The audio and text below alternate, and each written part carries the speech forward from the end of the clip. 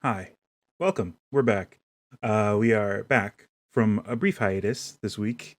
Thursday we took off just because um I had the previous 2 nights consecutive D&D games going late into the evening, so I was a bit tired on Thursday.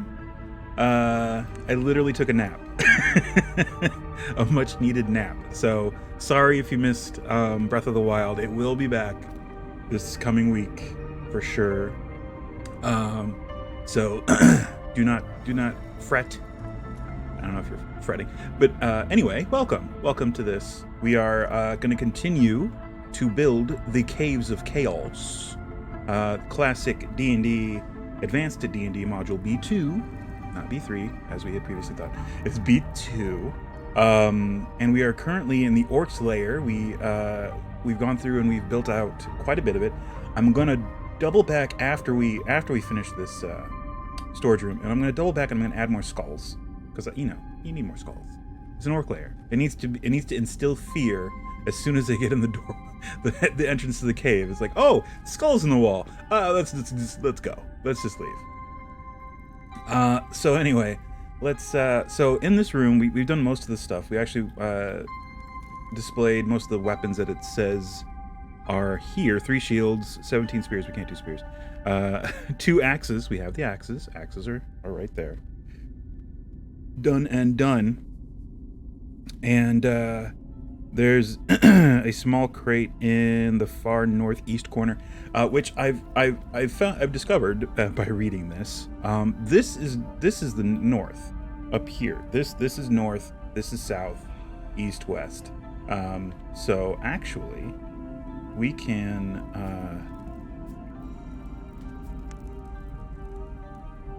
change that. So there we go. Now that's north. Now our compass is pointing the correct way. So that's a little thing that we can we could fix, and we did. So we can't do a crossbow. It says that there is a crossbow in here, but we can do the crossbow bolts or arrows or whatever. So we'll set those. Oh, actually northeast corner. So northeast, northwest. Small crate north. Oh, yeah, it is up here. All right.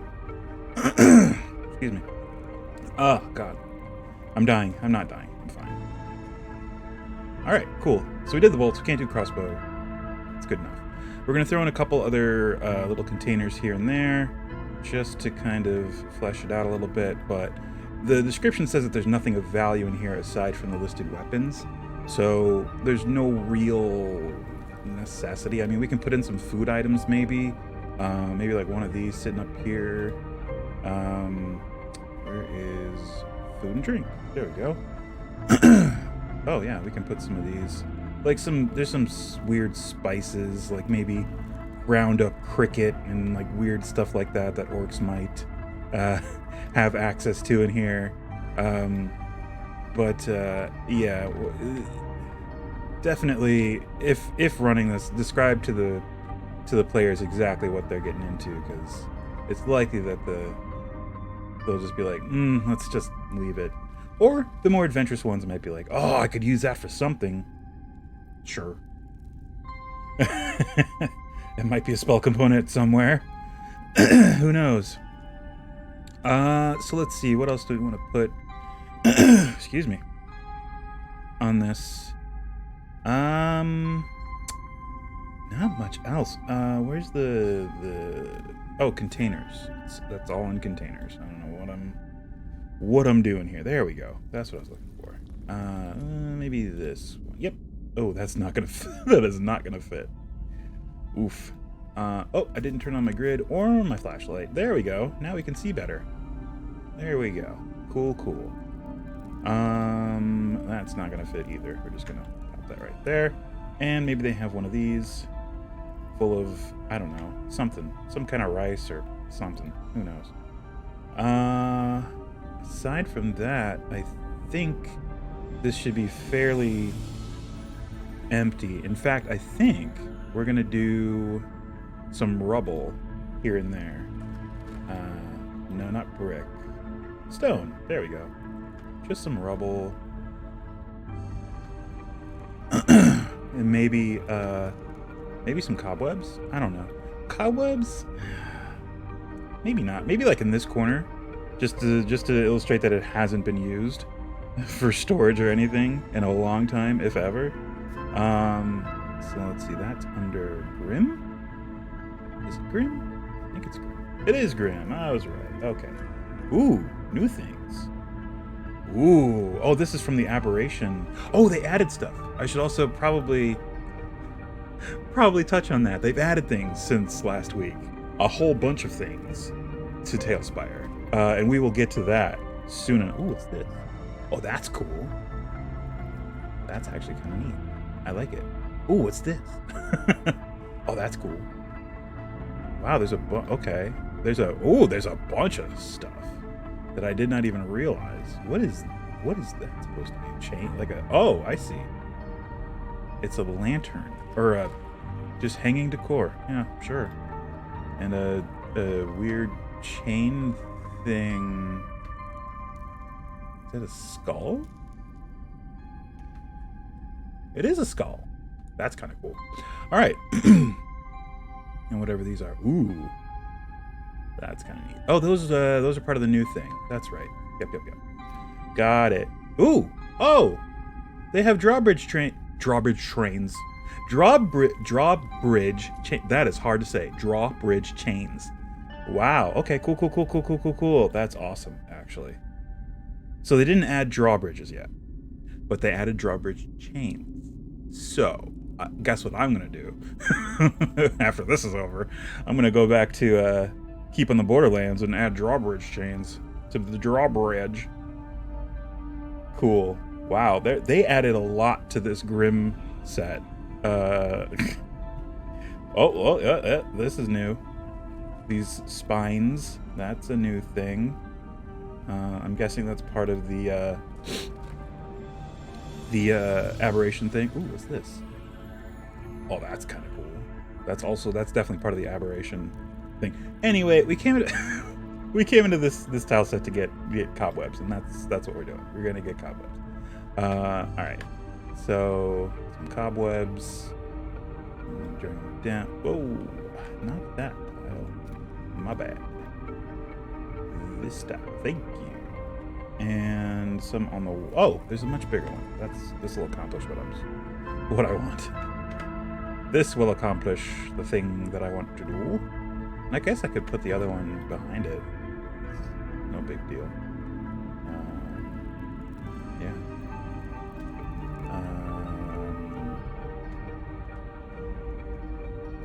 So I didn't get to play D&D last night, which is run. I run D&D.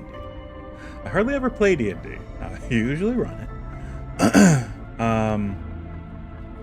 But yeah, I mean, I already run like twice this week, so this is just kind of like I was okay to run, but like one of the players had a pre-existing or a previous engagement.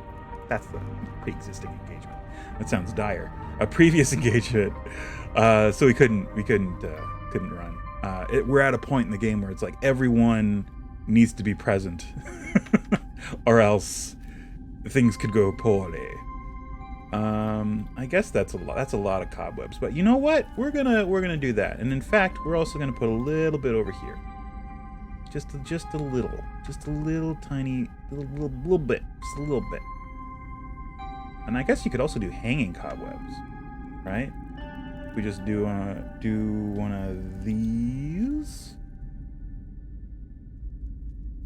Just do it above everything. But we don't need to. That's getting a little too into it. All right, cool. Anyway, there we go.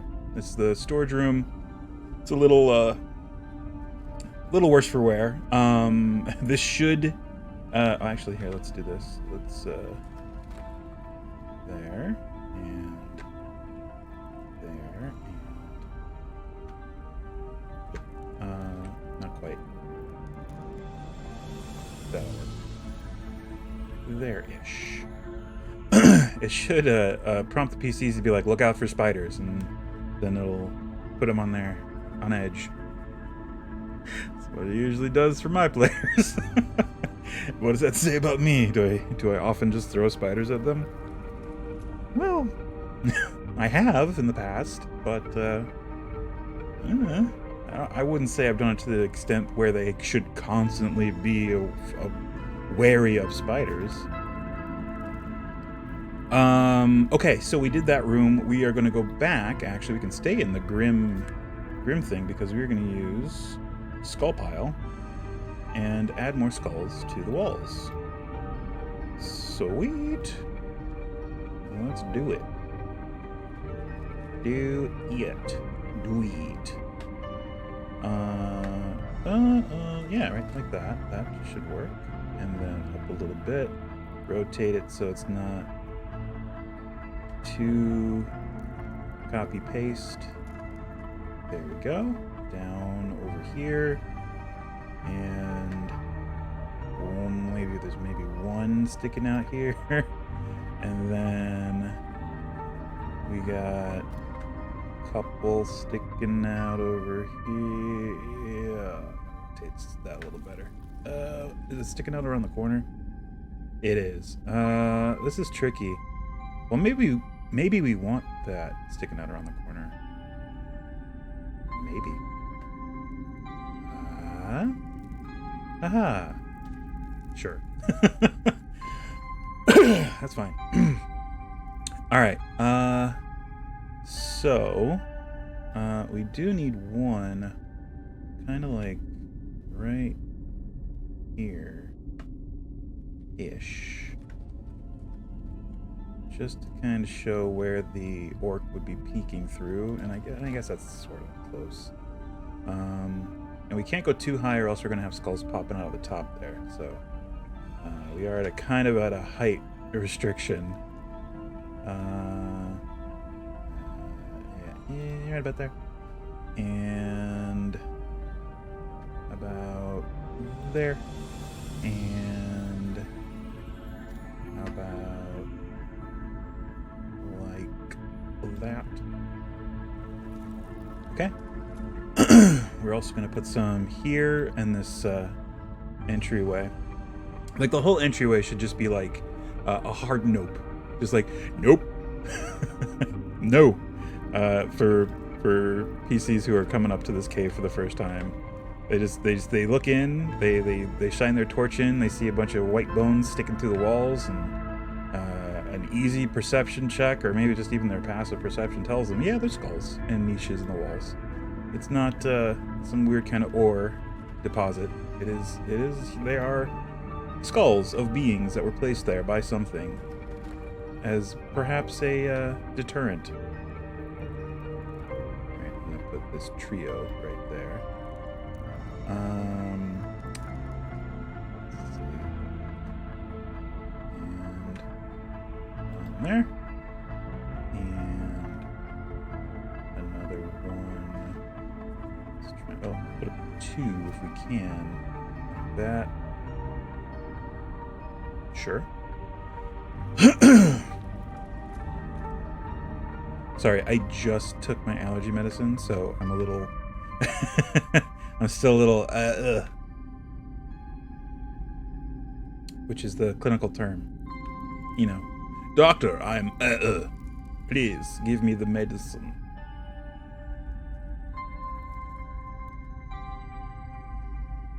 Yeah, I'll just do another one there. This is probably the most detail we've done so far in this map. This is just this skull texture that we're just throwing into the walls here. At what point does TaleSpire just kind of go like, oh, it's too many things? I have yet to get to that point, which is a testament to this game. It's just like, yeah, do whatever. Do whatever you want. Yeah, because Keep on the Borderlands was a lot of stuff, and it's still, at least on my machine, it's fine. On my old machine, it took a while to load, but once it loaded, it was fine, and I had all the settings all the way down, obviously. This machine's just like, yeah, whatever. Do whatever you want.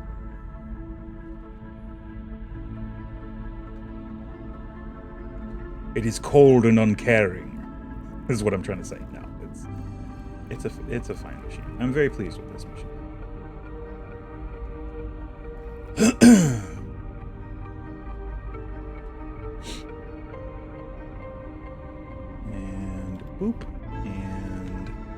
Rotate, rotato, rotato, rotate, rotate, rotatos.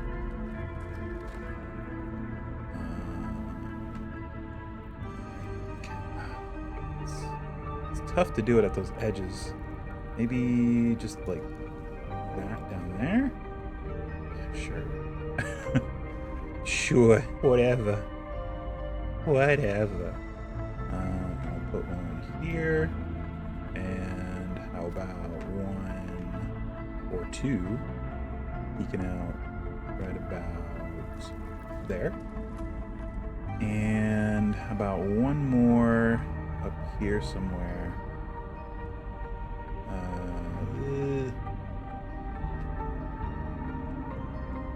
The ones above it stick out too much. It's tough to isolate just the one. All right, here we go. Here's three. We'll put three. Three-ish. Three-ish. Right here. There we go. A little bit extra, but whatever. That's fine. We need to start moving on here. All right. Right there. Right about there. Sure. And we'll do three-ish. Kind of try to rotate to find the best configuration. Oh, that kind of works. Cool, that'll work. And they just have to like stick out in semi-complete skulls, in bunches thereof. We're just trying to get the point. Just, you know, imply it. Imply the skulls. Do not force the issue.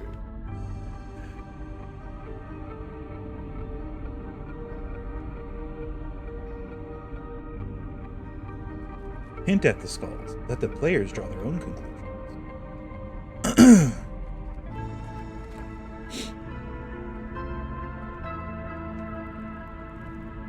I'll put that cluster there. And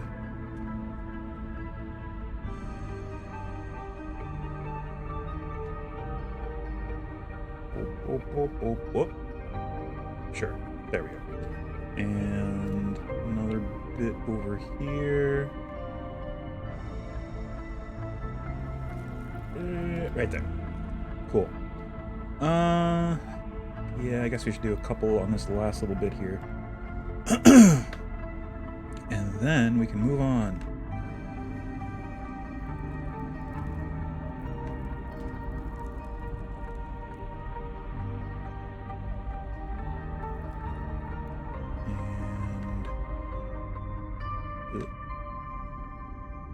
That actually kind of works. Sure. And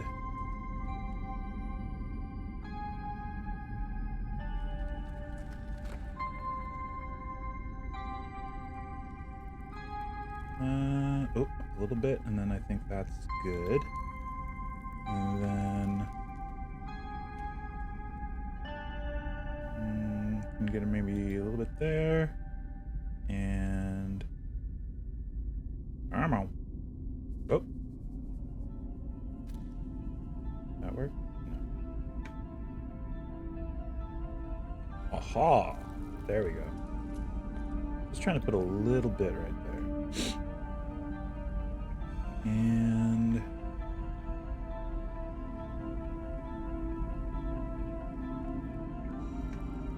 perfect. Right like that. Okay. Almost looks like barnacles. It's like, has this been underwater? Those barnacles? Oh my god, they're skulls. Oh, we didn't put any over here. Dang it. Hold on. I need to put a few here. Just a couple. Like that. And maybe like that. And how about like that? There. Cool, cool, cool. That'll do. Okay. Sounds good. All right, so we got to move on to the next area, which is to room number 12, which is the Orc Leader's room. So we have to continue this hallway that we started here. So it is gonna go. It's gonna go, man. Let's see. Into here, into cavern. There we go. So it continues from the intersection 30 feet. So we already have 10, 20, 30. And then it goes up 10 feet. And then continues another 30 feet to the room. So 10, 20, 30. And then this is where the room starts. And it is a 20 by 20 room. There we go. Let me just check everything, see if it lines up. It should be a little farther over. Maybe not. 10, 20, 30. That's fine. It's excuse me. It's mostly fine. Oh, wait, no, that's the southern wall. I was reading this wrong. All right, I was wrong. So this is north. There we go. Okay, my bad. So northeast corner for the crossbow bolts would actually be over here. A derb. Whoops. Let me grab those. Nope. Grab this. Thank you. And throw them just here across this opening of this thing. There. That's where the crossbow is. Okay. Okay, so now we need to outline this area with the platforms for our walls.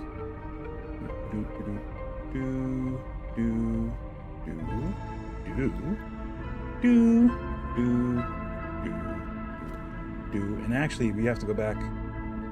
We'll have to probably go back in this room, and tweak some things because the walls are not what they appear in places. So does that make a solid? It does. Good. Oh, actually, how would I do that when I can just do this?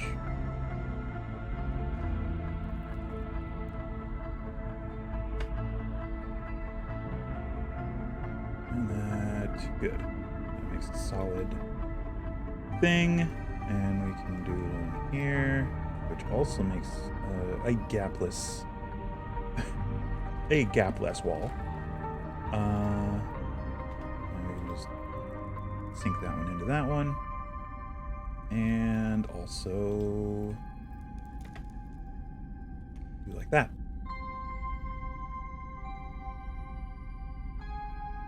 Cool. Okay, and then it's one, and then we can do that. And this is where the room starts.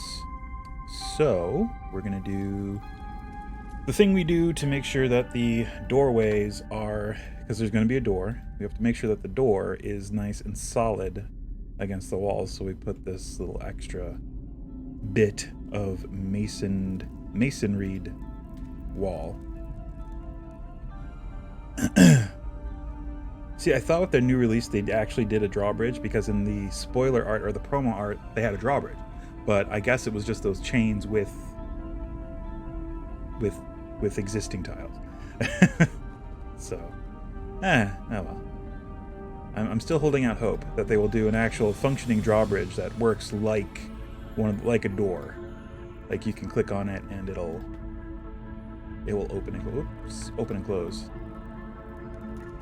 Okay, there's the door. Great.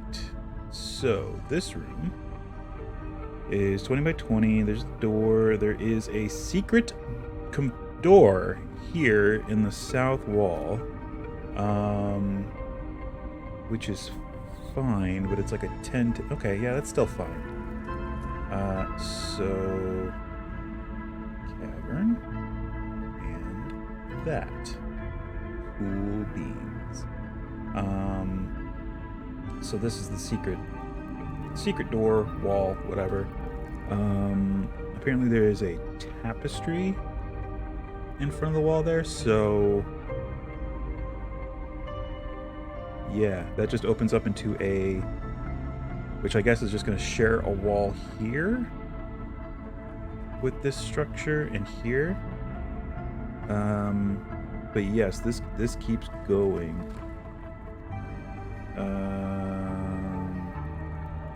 And at some point, it's gotta slope back up, which we determined last time. So maybe the hallway coming off of here is gonna slope up. It's got to, or else it's not gonna work. Sure, that's fine. We can make that work. I mean, we have to. There's no two ways about it. It's gotta be that way. Okay, so also there is an alcove here that's 20 by 10 of very rough cavern,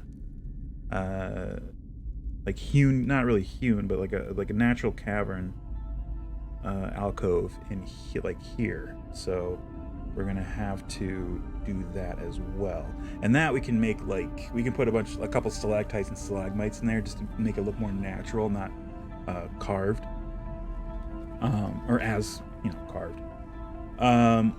So I guess we can use this. I mean, yeah, we will just use that, but also it's got to be like that. So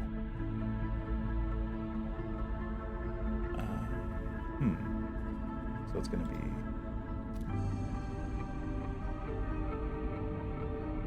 like that. Okay. Cool.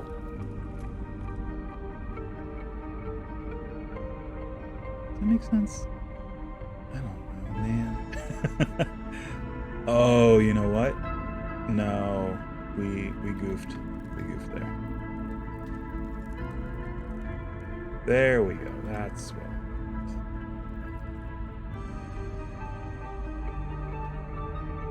Aha. Okay. Cool. We got it. All right. So the walls.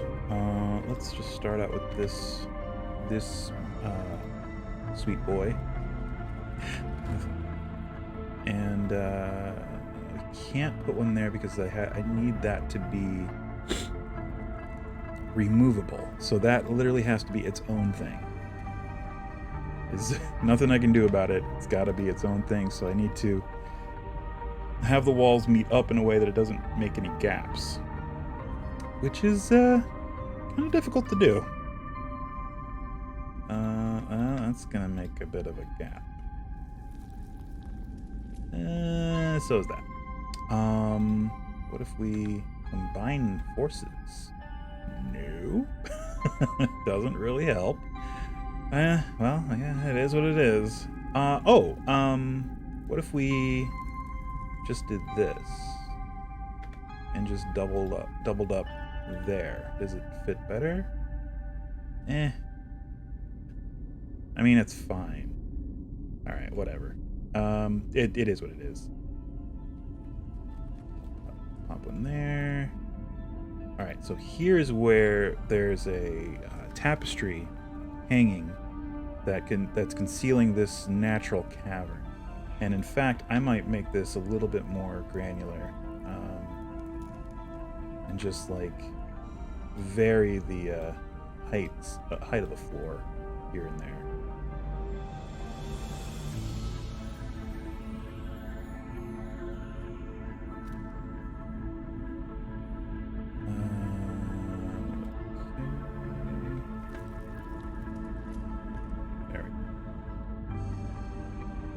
Okay.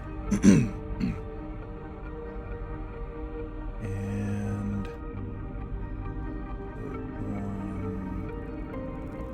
actually, let's use this. It looks a little bit more organic. Whoops. Oh, whoops. And those. Cool. And about.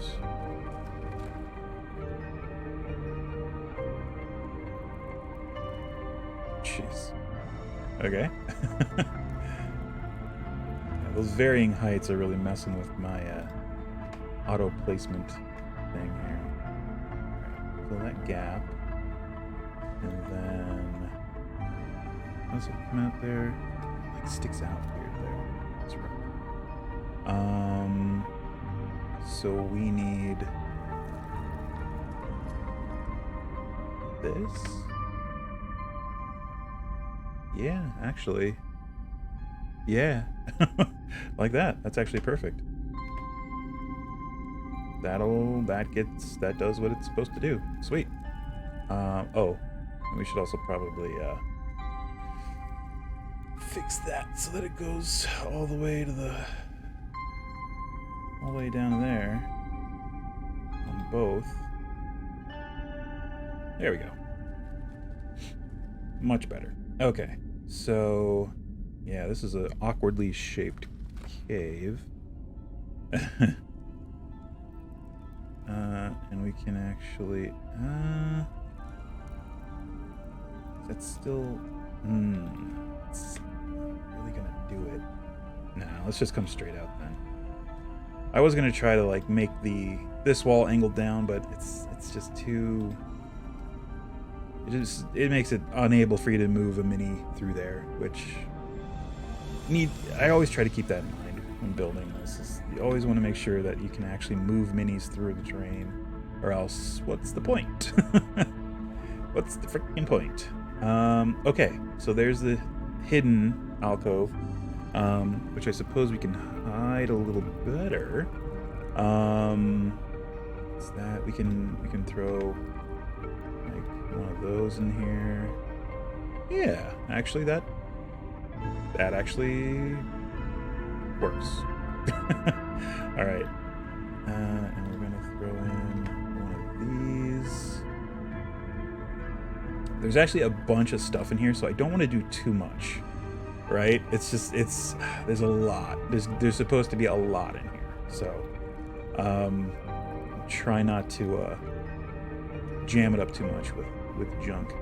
All right, so tapestry. We could go a couple ways. We can go a couple different ways with that. No, we want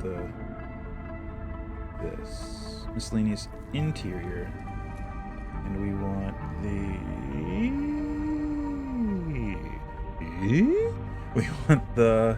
where are those? Containers, crafting, furniture. That's where they are. That's right. Merchant. Tapestry. Aha. So, I guess we're going to try and make this one big tapestry. Just, like, overlap them. Which, I mean, the players are going to see it, likely. They're going to... Well... We can try to use hide volume to hide this little hidden area. Probably. You know what? What might be a better one is if we just use one of these big boys.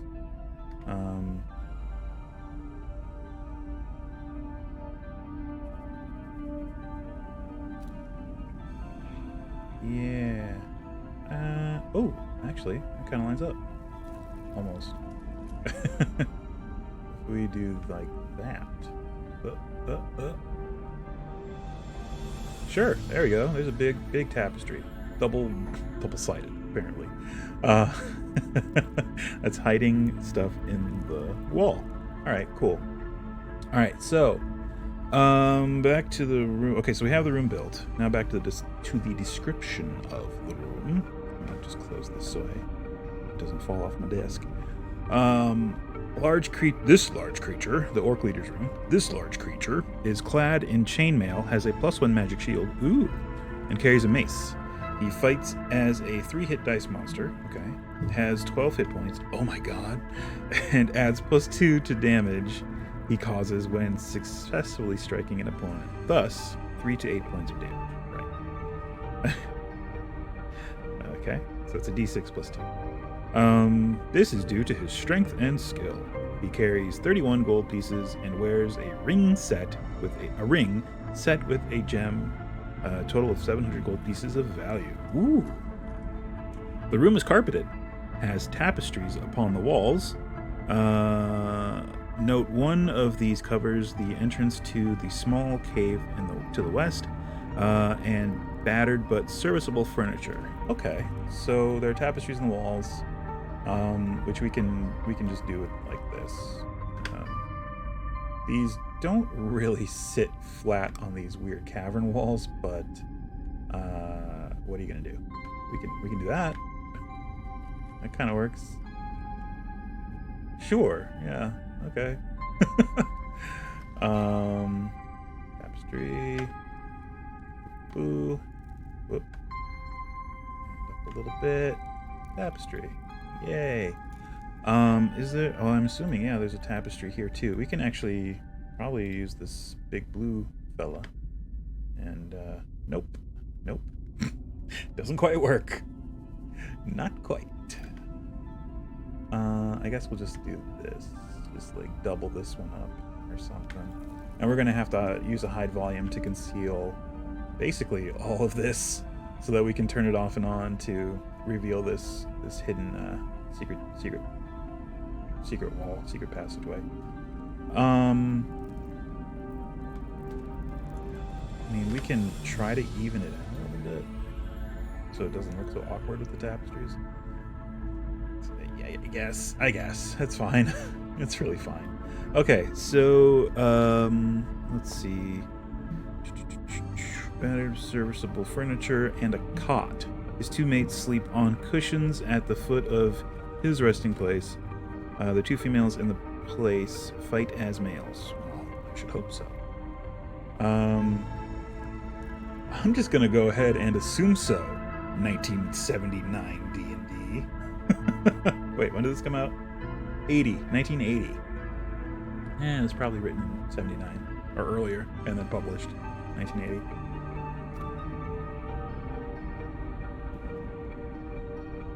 "42 years ago." It's insane. This module is 42 years old. Yikes. Okay, so let's see. He has serviceable furniture, battered but serviceable. So I'm gonna assume he has like a chair or something over here in the corner-ish.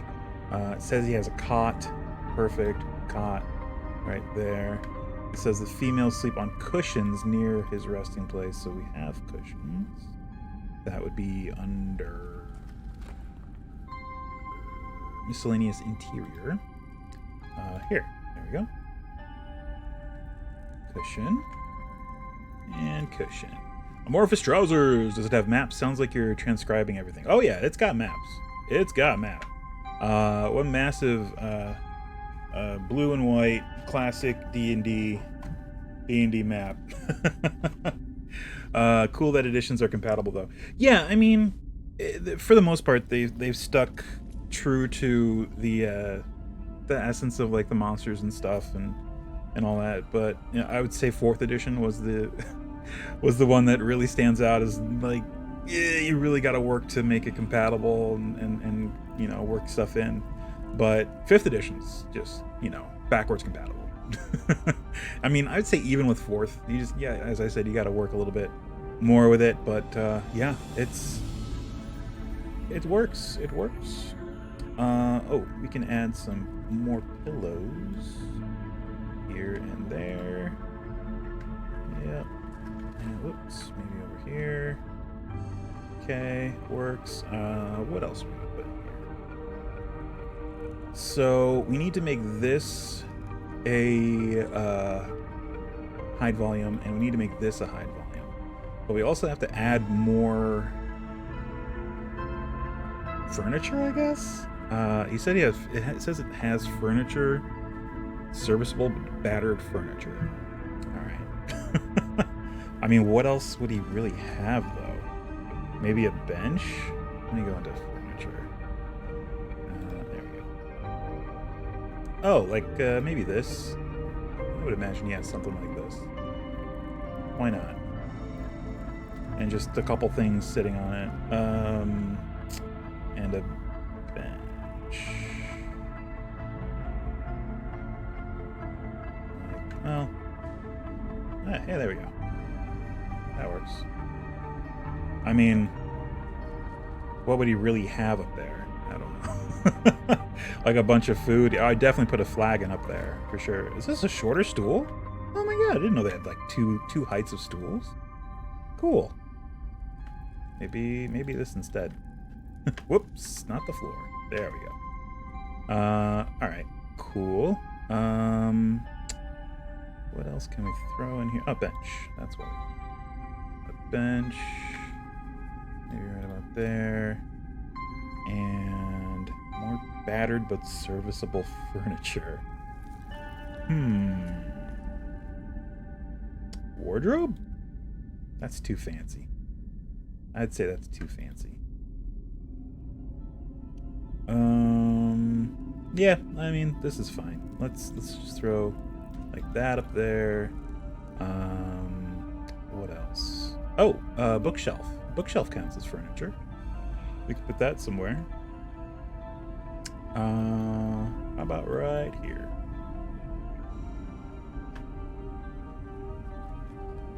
Making sure that it is not getting in the way of the hidden secret door. But what would he put on the bookshelf? Not books. There are bookshelves with stuff on them, but those are less fun because you don't really get to decide what goes on them. So for his, let's see, what are our options?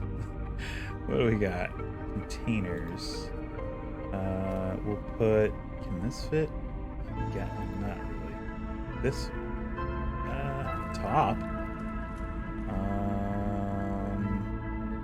That's the problem. There's not a whole lot that actually fits on these. Oh, I guess these things. But he wouldn't really have that. He would just have like, ugh, it's barely fitting. Whoops. There we go. Let's just do food. Food seems like something that he would have like a bunch of. He would definitely have a flagon here.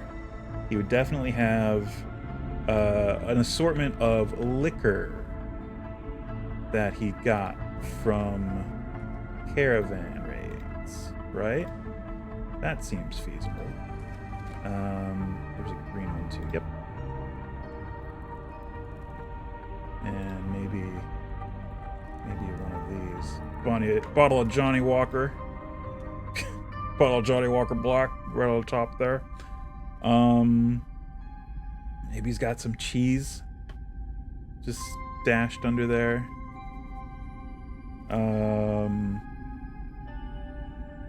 That seems about right. I can do another cheese. Another Pac-Man. He's hoarding Pac-Men. And I guess that's about it. Maybe just a misplaced plate. Just sitting up here. There we go. Some food that he had from earlier, just kind of up here. Sure, that makes sense. Papers? Sure, I guess he'd have some papers on this desk. Let's see, miscellaneous interior. Nope, interior. There it is. Yeah, here we go. I would assume they're just not in any kind of order. They're just papers, just strewn about the desk. No particular rhyme or reason to it. Just some papers. That seems good. No books, just papers. I guess that's about it. Unless I guess we should do more tapestries. It did emphasize the tapestries. Misc interior. Oh wait, it was furniture. That's right.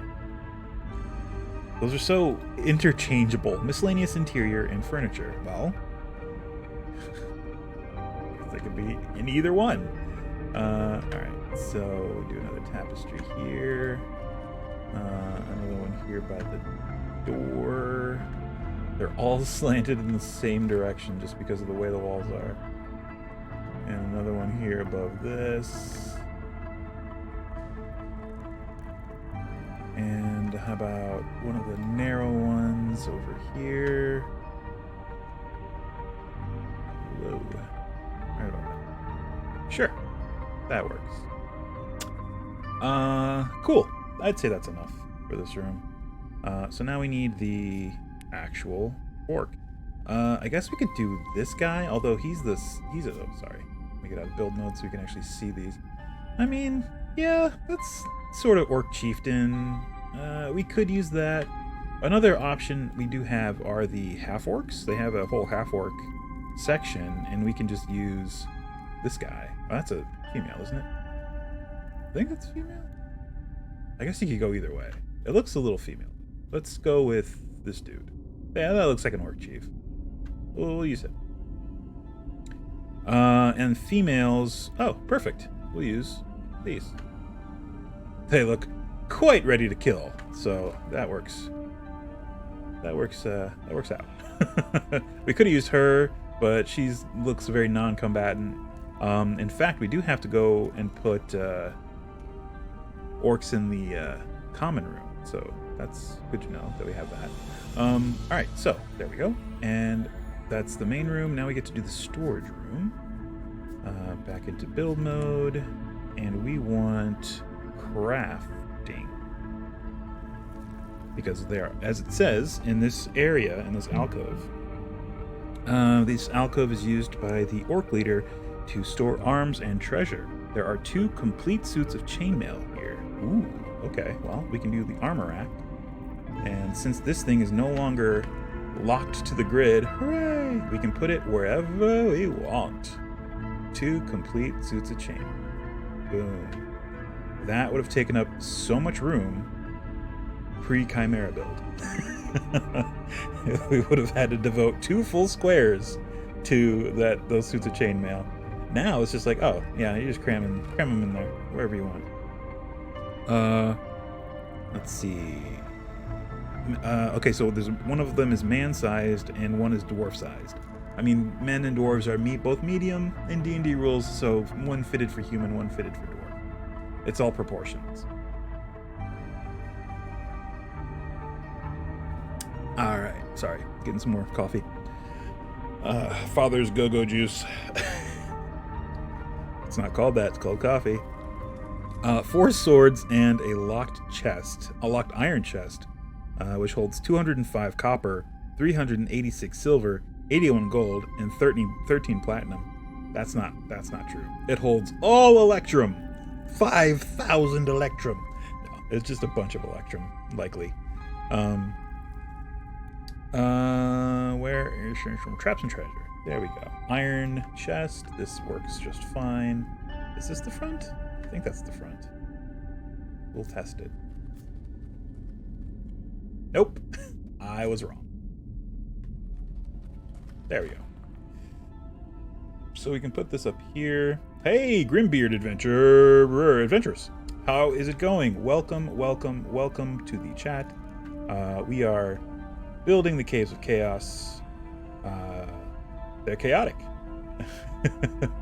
And we're doing the orc stash. Chests and doors never go down the way you want the first time. Oh yeah, no, you always gotta flip them. Always gotta flip them. Let's see. So that's the chest. There's also 4 swords, it says. I guess we can do weapons and just kind of prop them up, or there is the weapon rack, which will sort of get the point across. Let's just do that. Let's just do the weapon rack. There's a weapon rack that's got swords on it. That's all you really need to say to the PCs. We can just cram it in the corner here. Look at that. Boom. Used to be, that would take up a whole square, also. Hungover stream game. Oh man, I wish I didn't drink at all. I'm probably gonna catch up tonight because we have Mario Kart with the group over chat, over voice and video, which should be fun. And there will be drinking, there will be shenanigans. So I'm looking forward to that. What else is in here? I think that's it. It's just the 4 swords, the chest full of stuff, and there's a boulder in front of a niche in the back that hides a potion of healing and a scroll with a 6-hit die fireball spell on it. Whoa. Alright, well, can we do that? Maybe? I don't know if we can do the boulder. We can do nature. Where's nature? There's nature. We just passed it. There it is. Rock.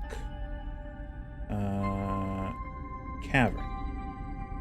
And maybe we do some stalactites that are hiding something?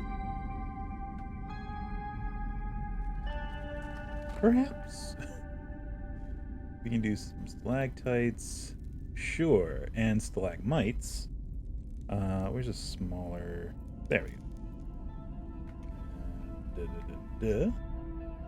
Do you run your games live or just build for building's sake? I build for building's sake. Anything I do build though here, I put up on Tales Tavern. We did the Keep on the Borderlands already. That was our first stream of TaleSpire. That's up there. That's up on Tales Tavern. It's a board that you can import into your TaleSpire. Took a long time, and a lot of it was built pre-Chimera build, so there's some suboptimal placement of things, but we did what we could. But it's done and available. Let's see. How do we want to do the? Let's see. Let's try. See if I can scroll. Okay, there we go. That's what I want. Can I make a shelf in here? That's the question. I guess if we do like this, is that gonna be enough? Yeah, I guess so. Right on. I've only got one map on Tavern right now, but I'm running my players through all of Candlekeep. I'll eventually get all nice. Yeah, I looked through Candlekeep. That looks very interesting. I haven't had a chance to run any of that, but it does look interesting. Let's see here. Food and drink. Potion of healing. I'm just going to use this. That's clearly a stamina potion. Clearly. But whatever. Let's see. Uh-oh. Oh, there it is. Okay, that works. And a scroll of fireball. Hey, Grimbeard following. Thank you so much. Thanks, man. That is much appreciated. Let's see. How do I do scroll? Do they have scroll tubes? I don't think we have a scroll tube in here. That scared even me. Yeah, it's just we are conditioned. We are conditioned from playing Metal Gear Solid. That sound just evokes. Oh God, they've seen me. It's over. Shit, run. Where is it?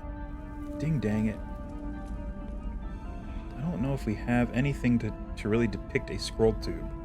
Maybe we can just use the bread. Let's just use the bread. Let's just use the French loaf, the baguette. There we go. There's a scroll tube. This is a scroll tube. It's got a fireball spell in it. There we go. Works for me. It's a delicious fireball spell. 6d6 of delicious French bread. There. Oh, I put it through the potion. Dang it. You know what? We'll just use the we'll just use just descriptions. How about that? We'll just describe it to the players. Yes, there's a whoops. Okay, now they're all right. Got it. All right, cool. All right, got the point across. That's what's in the room. Yeah, there we go. Actually, if you want to talk about Pavlo's video game condition, oh, got it. I have anxiety attacks every time I hear Standalone by Godsmack because of the haka scenes, the Prince of Persia warrior within. Oh, really? Got it. Yeah, Pavlov's. Yes. Oh, that's hilarious. Let's see. Hide volume. Hide volume. New hide volume. We want this thing. Boom. Aha. Cool. And maybe draw it out a little bit so I can access it easier. Awesome. All right. That works. We also have to do over here. So, okay. This is going to be a little trickier, maybe. Okay. We just have to bring it out. Hey, there we go. That works. Oh, cool. We don't have to go all the way down either. Sweet. We'll actually come up a little bit, so it's easier to get at. Works for me. Cool. So now we have the two hidden passages that we can blink in and out of existence. One other thing we could do, and I think we will, because I think we built this in a way that we can get away with it. Okay, here, let's go back into, let's go back into regular mode. And I'm gonna put a wall here, actual cavern wall there, and include it in the hide volume for this. And then hide all of the, ooh, that's gonna be tricky though. Okay, that's fine. We can just do this. Do that like that, and that. There we go. And for here, it's gonna hide, ooh, yeah, that one's gonna be a little tricky. Maybe we can just swap that out. Yeah. That works. Because if we hide all of everything over here, actually it would be, yeah, it would be everything past this point. So if that gets hidden, that's fine. If this gets hidden, that's fine. Okay. Cool. I think we're okay. Ooh, but will it overlap? Will it overlap the tapestry? It does. Probably don't want to do that. If there was only, maybe there is. Hold on. We just got a bunch of new stuff from, let's see. Let's look in cavern. We just got cavern lava from TaleSpire. We might have, ooh, we do. That's new and very useful. Excellent. Although it is it does telegraph. Don't look over here. There's nothing. Ignore me.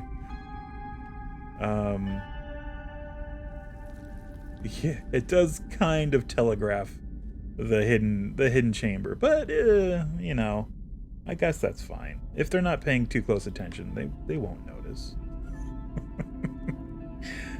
And I will say, my home campaign group certainly does not pay attention. That's one thing they don't do. Ugh. But hey, I will exploit that for all it's worth. It's like, they seem to be distracted. Okay, well, they won't notice if I start throwing some pretty nasty stuff at them. Alright, so yeah, I need to move it that way, and I need to move it actually just that way. This can stay here. I don't really care. Yeah, that's really it. Just needs to include that. Okay. Awesome. All right.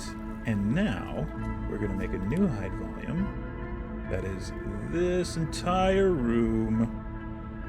And we go to there. Wow. Okay. We just need to go further. Okay. Cool. Wow. That works. Okay, cool. So if it's invisible and we go back into regular mode, yeah, you can't see it. It is completely gone. Although this, yeah, I mean, that's just them assuming that there's more wall, right? That wall's not actually there. That's just the players assuming that there's more wall. Oh, we lost the... Oh, wait, what if I flip this? Hold on.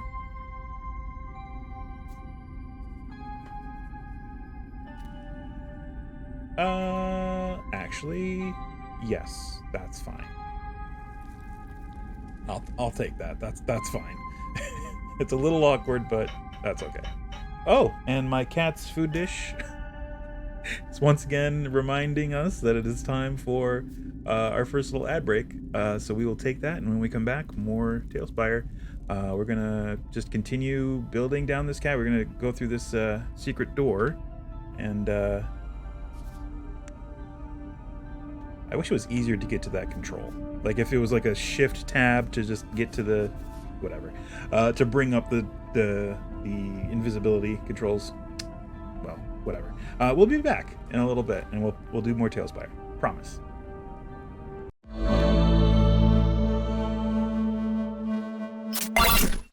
Whoa! Hey, how's it going?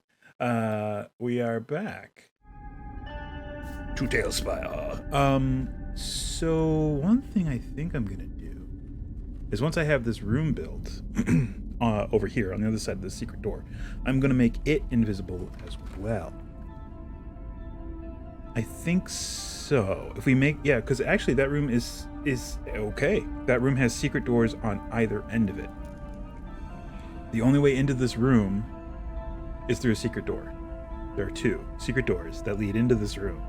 That's the only way to get into it. So if we make the entire room invisible and make it look like it's just a hallway, like 30 that ends 30 feet over here, then we're good. There we go. And that hallway, by the way, we have to make sure inclines up to meet this level. The level of, which isn't much, to meet the level of this. So, just, yeah, the reverse of this, essentially. Because it has to meet back up with the level of this cave entrance. I mean, we could slope this level of the ravine down a little, but I don't want to. It's easier just to do this, so we're just gonna do that. Okay, so this is pretty much done. I'm gonna throw in, just for fun here, I'm gonna throw in a couple more flagons, because his lady friends probably are drinking too. I mean, of course. And we'll put one down next to her, because she's probably enjoying it. Oh, this is floating in space. There we go. Oh, it's still floating in space. It's now merged with the bench. There we go. Okay. Good. Good. All right. That works for me. Oh, we were gonna do orcs in here. We should do that. We should probably do that. So we're not gonna do all the orcs. We're gonna do, you know, this guy, a couple non-combatants, this lady, this dude, and then some combatants on the watch out, the lookout posts. So like her over here, and we'll put her over here-ish. Wow, it's a little difficult to see. Whoa. Lost a bunch. There we go. Go ahead and just lock that. There we go. Maybe we just put her over here. Whoa. Nope. Here. Nope. Come on. You can do it. There we go. Okay, there. That works. And then you right about there. Cool, cool. And then back into orc. We're going to do the ones with the crossbows. Wow, they do look much different than the half-orcs. Oh, well. Whatever. Whatever. Just do that. And one of the dudes here. Sure. That works. Just to illustrate, there are orcs in there. Great. Don't have to go, overboard and do every single one, because there are a lot in there. But we're just doing a simplified version. So yeah, there's nothing in this hall. Sure. Or this hall. It's just cavern. We could go in and add cobwebs or rubble, but I think it's fine. I think it's fine the way it is. Alright, and then it comes down to here, and yeah, those orcs are much bigger than the half-orcs. I guess they have to differentiate them somehow, right? Sure. Sure. Why not? Cool. Let's see. Back to build mode. Let's move our grid back here. There we go. And cavern. Regular cavern.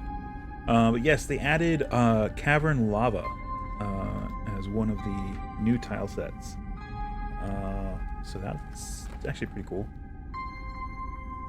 This comes down 20 feet and then comes out 30 feet. So that's 10, 25, 30. There we go. 30 feet. This is a secret door right here. That's fine. And then the share wall. For a moment there, I thought you said tavern lava. No, that's a whole other situation. There we go. Okay, so that's the thing. But yeah, they added cavern lava. It's glowy lava tiles, various things. Kind of neat. They added a bunch of, which I guess we can get it. Hold on, let me throw down the rest of this floor. They added a bunch of that, the cavern lava, various lava tiles, rounded lava walls, which is kind of neat. Rounded floor cavern tile, which they have a lava version and a non-lava version. Ooh. Which I thought was pretty neat. And just a variant on cavern floor, which we can kind of work in. I guess it's more for like a volcanic kind of setting, but even if not, it's still fine.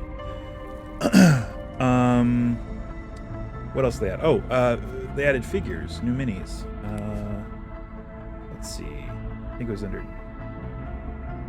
Celestial. That's a whole new. They added two angels. Two different angels. A male and a female, although I don't know why they differentiated like that. They're typically genderless. Or at least in my setting. And at least in the games I run. Any Celestial you meet has no gender.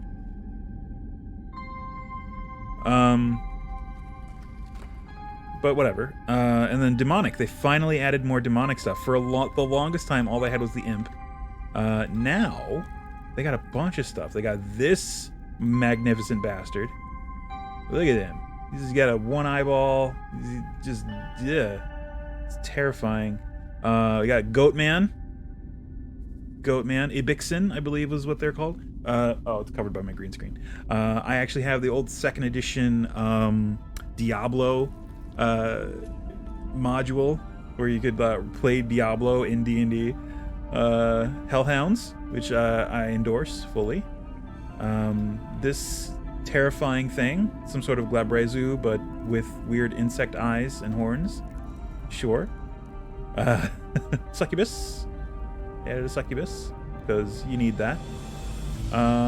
This weird spiny, I guess a spine devil is essentially what it is. That's terrifying. Or a blade devil. I guess it's called the blade devil, right? And then a skull with the wings, kind of, which is terrifying.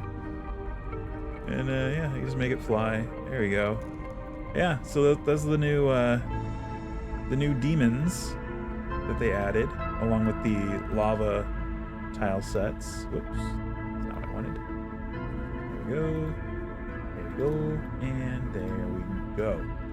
Very cool and unexpected. I mean, I try to keep abreast of what they're coming out with, but I mean, I go for stretches where I don't actually open my Steam app, so I don't see any of like the news like this is coming up or anything like that. It just kind of happens, and it's a happy surprise. It's like, oh, new stuff.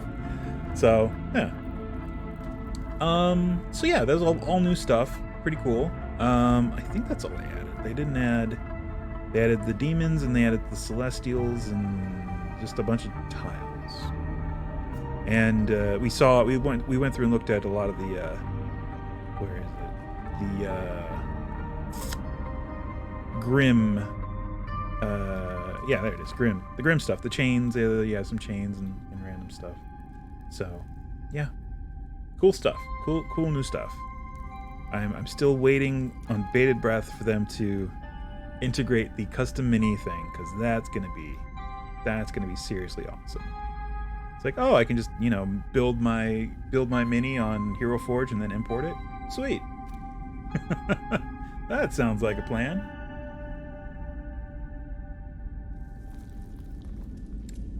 All right, so we did this, we outlined it, so now we just need to throw down walls. Let's just overlap. And corner piece.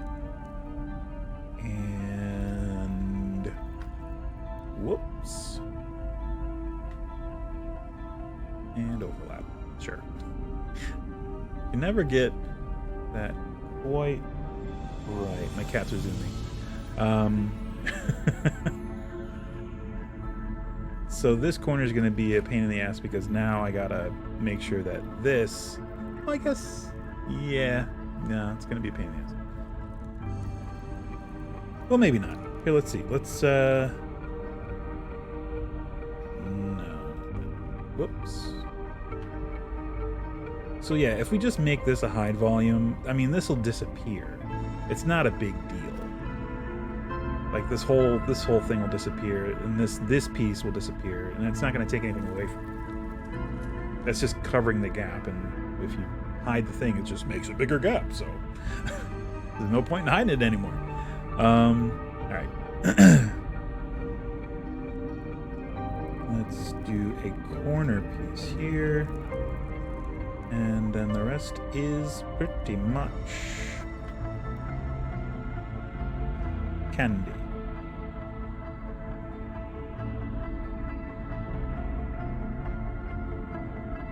And is that okay like that? Ooh, that's kind of sticking out. What if I rotate it? Is it better? Actually, that's fine like that. Yeah, just leave it like that. Because we have this wall as a backup.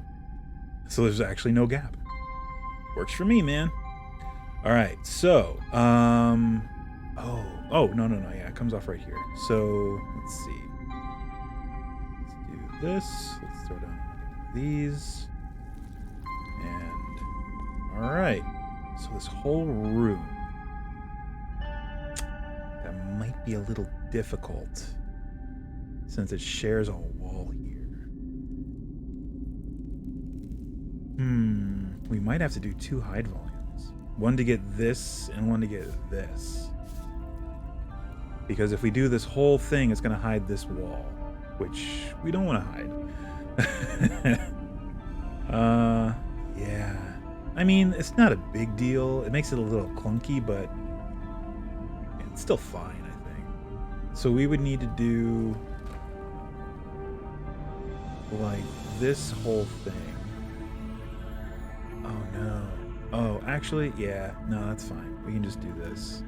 We just have to split this up, like literally split it in half, and do this bit and then this bit. Okay. What's in this room? I'm going over all this and built it, deciding how to hide it. You don't even know what's in it. Let's see.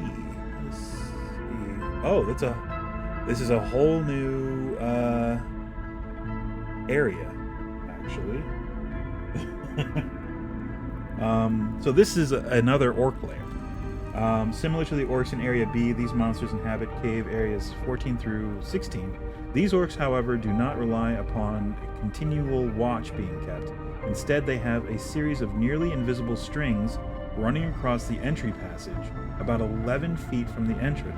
When any of these strings is tripped, a heavy weighted net suspended from the ceiling will drop upon intruders, and metal pieces tied to it will create an alarm sound. The trip strings will be spotted only if careful observation is asked for, each observer having a 1 in 6 chance of seeing the devices. Man, remember the days when skill checks, when perception checks were determined on a D6 roll? Whoa.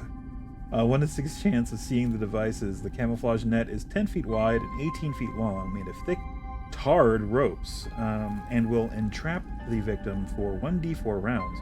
Meanwhile, orcs from Area 14 will be there in 1 round.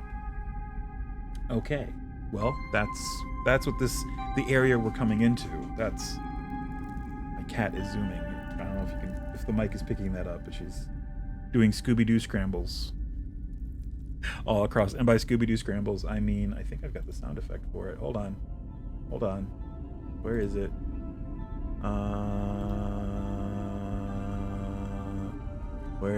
Where?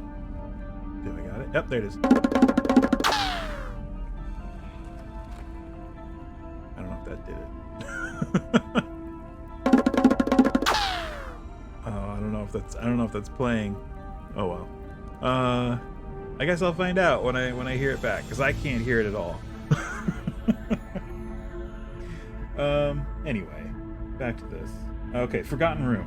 Room 13. Only the 2 orc leaders from this area and from B know of this place. They secretly meet here on occasion to plan cooperative ventures or discuss tribal problems. For although separate tribes are not exactly friendly, both leaders are aware of the fact that there is strength in numbers. A small table and 2 chairs are in the middle of the room. There is a wooden chest one side which holds a bow, a quiver of 20 arrows, 2 swords, 2 daggers, and 2 daggers. 2 shields are hung on the south wall. There are only odds and ends otherwise, except that in the southeast corner, hidden beneath an old bucket, which is filled with black, stagnant water, gross, are 2 pouches, each holding 1 gem of 50 gold piece value, 10 gold pieces, and 20 silver pieces. Nesting under these small pouches are 2 giant centipedes. Oh no! Alright. Cool. So there is stuff in here. Great. I should definitely place it before I go hiding. Try and hide it. So in smack dab in the middle of the room. Just gonna make this a little awkward. Maybe not. Perhaps not. Oh yeah, the bongos are close. Got it. Okay. I wasn't sure if it showed up. Let's see. Furniture. Whoops. Let me get my things here. There we go. Furniture. Table. 1 table. Let's put that here. Boom. 2 chairs. Boom. And put this one a little bit like this. Boom. 1 table, 2 chairs, a chest. There's the middle of the room. Wooden chest to the side, which holds Okay. Holds all these weapons. This is going to be a pretty big chest if it holds bow, a bow, a quiver of 20 arrows, 2 swords, 2 daggers. This is like a one of these big crates. One of these off to the side here. Put that right about here. Cool. So that contains all that and is big enough that it seems it might be able to. Only odds and ends otherwise, except that on the southeast corner, hidden behind an old bucket, which is filled with black stagnant water, are 2 small pouches. Okay, odds and ends. So I'm just gonna put a couple crates here and there, just to get that across, just to illustrate that a little bit. Just a couple crates. Rando stuff. Probably mostly empty.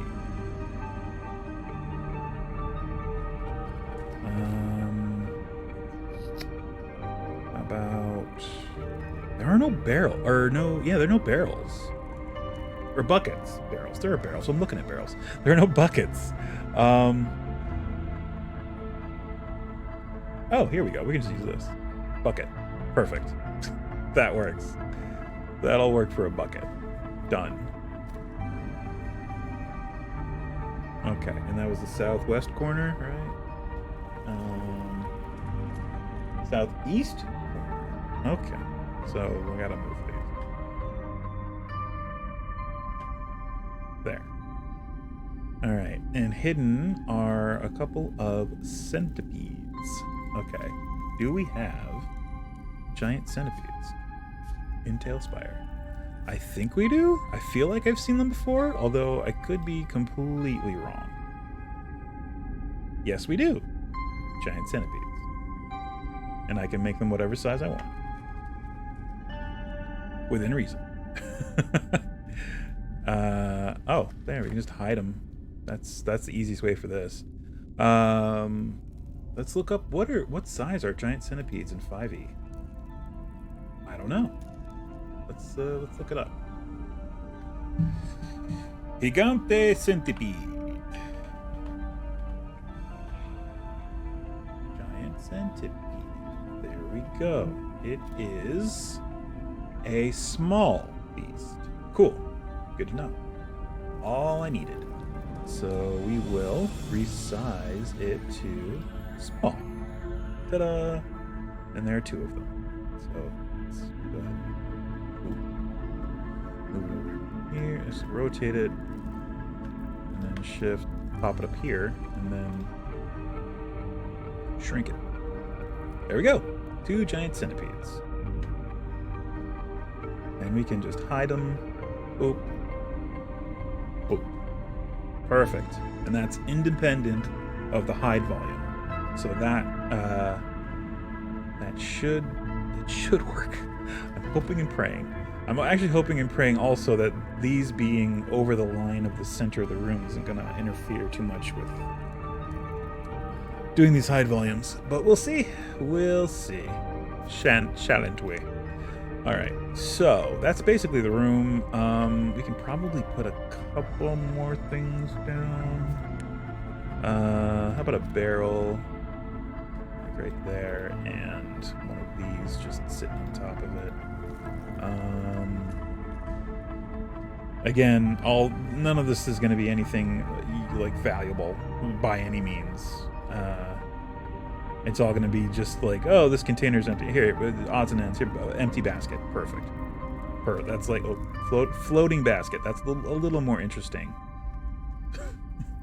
Empty basket. There, perfect. Yeah, there. And like we can even go so far as to put some rubble in here and maybe some cobwebs. Miscellaneous exterior. Boom. Debris. Or as I had it read to me once by a DM, I had Durbus. He did not live that down.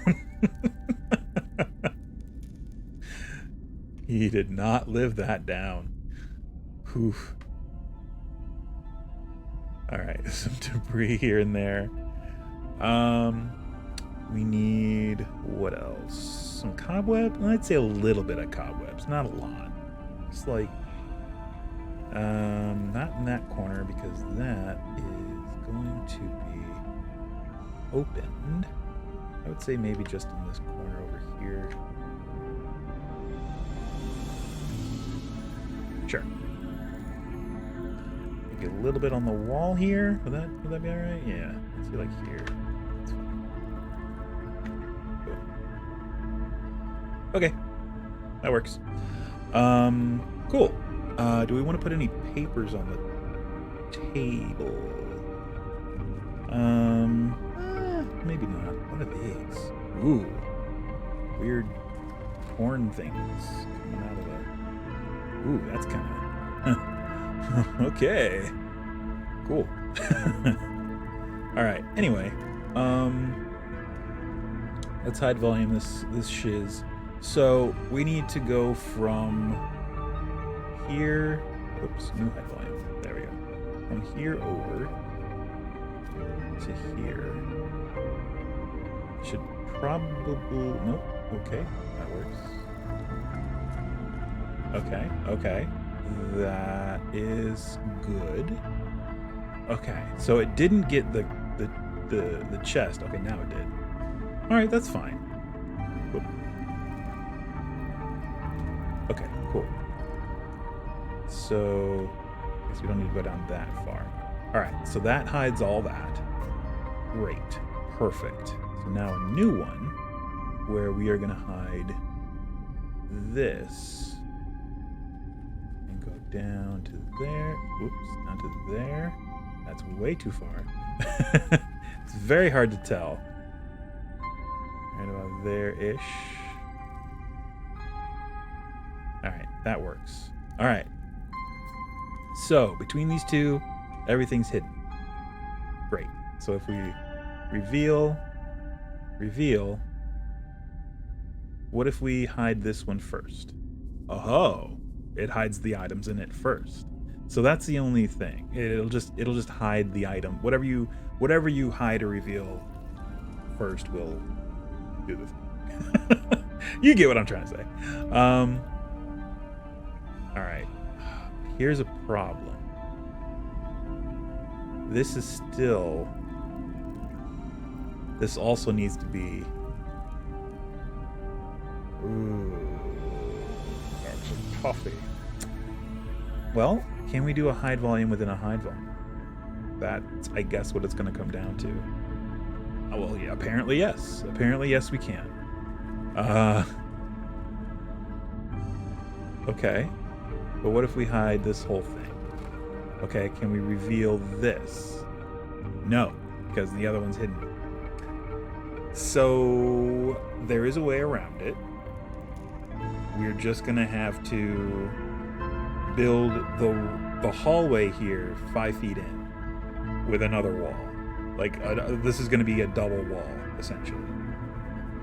Which I guess is fine. And I don't even know. Okay, so yeah. So we don't need that high volume.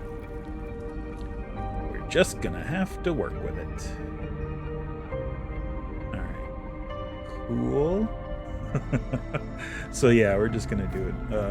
And oops, no, I want that one out of wizard sight, as I like to call it. Okay. So there's gonna be a second wall here, which is just what we're gonna have to do. And then let me just move this out there, just so I keeping track of the. Mileage, I guess is the word. It's not the word. So we want this to essentially just be a single wall right there.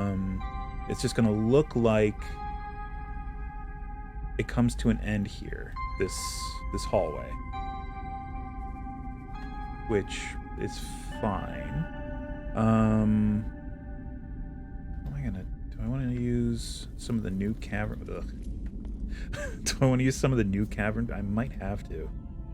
What is this? Oh, interesting. Is that like it's like a partial? Oh, it is. It's like a quarter size. That's neat. There's not many of those. That's kind of neat. I like that. So I guess like do that and that, just so it looks solid. Oh, you know what? I do this every time. I could just do this. There. And then it doesn't matter that they overlap because whatever's touching inside this area is just going to get disappeared. And it doesn't matter. Cool. All right, we're fine. Oh, but I do need the hide volume here. Because once they discover this, I do still need to hide it. Do I want to do it as a whole or two separate ones? Well, this is a known thing. So I guess we wanted to encompass this whole thing, right? I guess. Let me throw one of those down just to fill in that gap. It was bugging me. Okay. All right. Well, back into wizard site, and we'll make a new height volume for this area down a little bit, and let's come down a little bit more. Not that far. Okay. So visible. So if this is invisible, this still looks like the end of a hallway. That's really all I'm going for, because this is essentially what it's going to look like to the players before they discover the room. I mean, they might see this over here. We're going to have it all set to dark. So, let's see, darkness. So, yeah, with their light, here, let me turn on one of these guys' torch. So yeah, they're going to be able to see this room. They're not going to be able to see much of the rooms beyond, unless they're cheating. Right? Which is why unless you trust your players, do not give them GM permission in TaleSpire. If you can trust them not to metagame, then by all means give them GM permission. In fact, sometimes it helps to give them GM permission, because then they can help you build stuff quicker, like on the fly. Okay, so that is that room. It is hidden, as is the other room over here. Hidden, perfect, great, wonderful. So I guess we're going to be building this cavern C, out from the inside. That should be interesting. Okay, let's do it. So the one thing that we have to do in this hallway is we need to gradually come up to the same level as this level. So it's got to come up a few half steps, or a few steps. Let me see how many, because we can measure it right here. So this came down 1, 2, 3, 4. So that is two full tile thicknesses. Is the easiest way to do it, because it's 4 half steps, right? So it's 2 full tile thicknesses. All right. So, and this hallway is how long? Well, is this gonna work out? Is this? Well, actually. 1, 2, 3, 4. Okay, it's 40 feet until you get to the next intersection, or the next door. So that actually works out. So you're going to come up half a step here. So copy this, put it there. Then come up half step. Then come up half step. And that's 40 feet.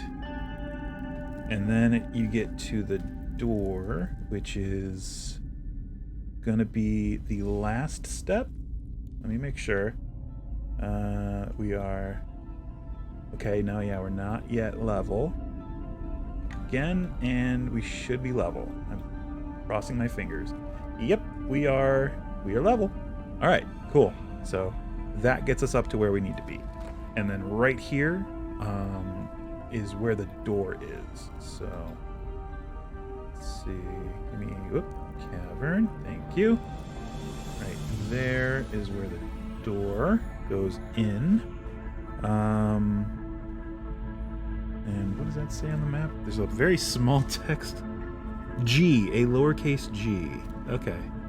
I don't know what that is, but I'm sure it will note it wherever I need to. Where it needs to. Oh, a guard, G, is always posted just inside the door, and he cannot be surprised. He's seen it all, I guess. He's a very jaded orc.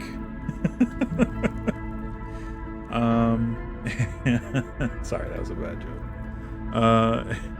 And it's gonna continue that way until it comes. Whoa, excuse me.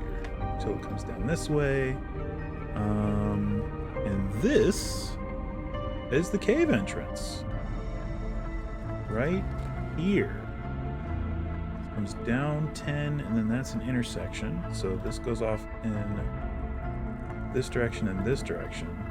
And then this is the cave entrance. So we need we're actually gonna do this. And let me just copy and paste it from over here. Oh, this guy. Boop. And I lost it. It's fine. Let's just grab it from here. It's easier if I do it this way. This guy. There we go. Yeah, that works. I was hoping this stuff would poke through a little bit more, but no, it's fine. There we go. Easily done. Or you know what? We have the new cavern lava, which I think has something. Yeah, kind of. I mean, sure. That's fine. No, it works well enough. But I think we're gonna stick with the other one just to make it consistent. Nature.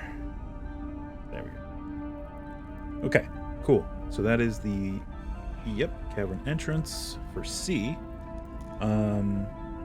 Which is all the way over there. Is it along the same? Is it set back? Let me double check my measurements here. Make sure everything is copacetic. So it should be. So there's B along that line. Yep. So C, it should be set back 20 feet from where B is. B is right along this line. And there's your 10, 25-ish. we probably gained 5 feet here or there from walls. And that's fine. Hey, Grimbeard. Hey, no problem. Thanks for hanging out. We are going to be here for a few more hours, building, chatting, trying not to go insane.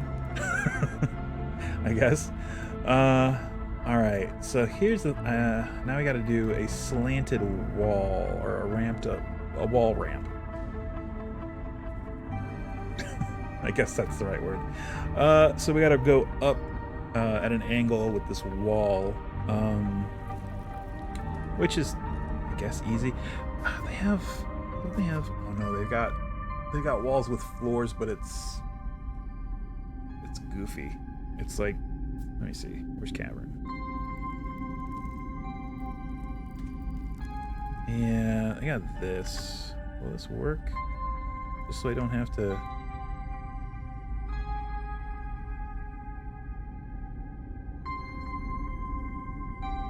I mean, yeah. I guess that works. We just have to meld with the other floor piece.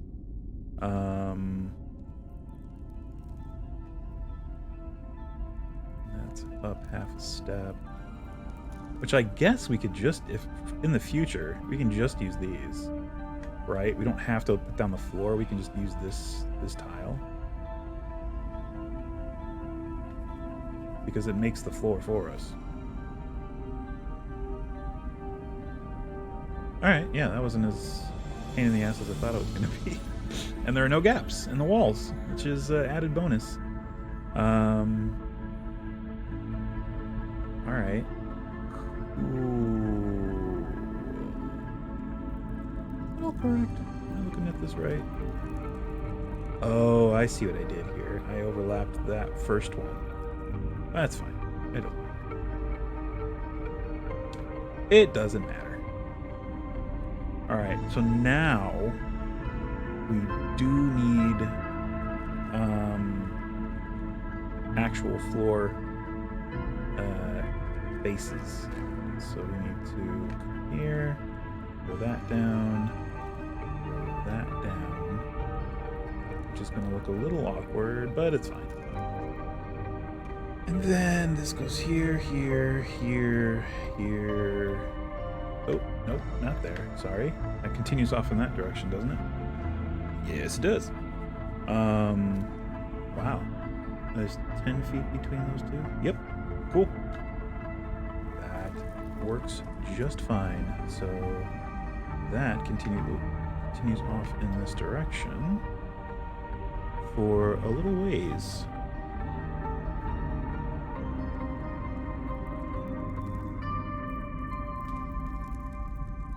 See here. From here, that's 10, 20, 30, 40, 50, 60, 70, 80, 90. Wow. So, let's count what we have. 10, 20, 30, 40, 50, 60, 70, 80, 90. Okay. That comes out quite a bit there. Okay, then. That's neat, I suppose. Yeah, and there's a 20-foot gap. Hey, look at that 20-foot gap between there and there. It looks like there's another fireplace in this room that we're currently building. It comes down 30 feet. So that's 10, 15, 25, 35. That's 30. There's 30. But we want this central bit to be open so that we can build a fireplace into the... Come on. There we go. That grid handle is always so touchy. It either doesn't move or moves too much. It might just be my mouse. I don't know. Who's to say? So that's... This room is 30 by 40-ish. It does have a weird, like, oblong shape to it. So it comes over 40 here. So that's 10, 20, 30, 40. And then it comes up 10 feet. And then over 30 more feet. So that's 10, 20, 30. Okay. And then up 10 feet again. Is the math not working out here? Hold on. We may have to adjust. Let's see. So that's 10, 20, 30. And then it comes down 10. Oh no, we're fine. And then it comes over 10, 20. And then back up. And then this whole area is open. Okay. No. We're fine. We're fine. It just looked weird. And there we go. This is where the wall comes in. So we can, we'll just do that. Doesn't matter. Either way. And that we'll just put there. But we're gonna actually be doing that. So, there. Okay, for the fireplace. Okay, so... I guess we're doing this first. Room 15. let's not forget that there is a door here. So let's do that. 2. And that's right there, right? Yep. Okay. Up there, and Castle Ruins. One of those there, and one of those there. And door. Door? Door. There it is. Oh, actually, you know what I could do? Which is a little less... now that we have it, we can use this thing that we just got. This can hedge in our door. It's nice and solid, and it looks a little more natural cavern stone-ish. Whoa. Oh. Well, hello, weirdo. Okay, so we're gonna have to do this. Let's see. Cavern. And then we're gonna overlap that. And overlap that. There we go. That's fine. Okie doke. And door. Door. Boom. Is it opening the right way? No. It's not open. Oh, it is! Hey, for sure. There we go. Alright. Works for me, man. Alright. Cool. And that's gonna go up 10 feet on this side before turning this away. And then up and up, and then over. Wow. So that's 10, 20, 30, 10, 20, 30, 40, 50. Oops. Here, let's do it this way. And there. 10, 20, 30, 40. I think I got it wrong.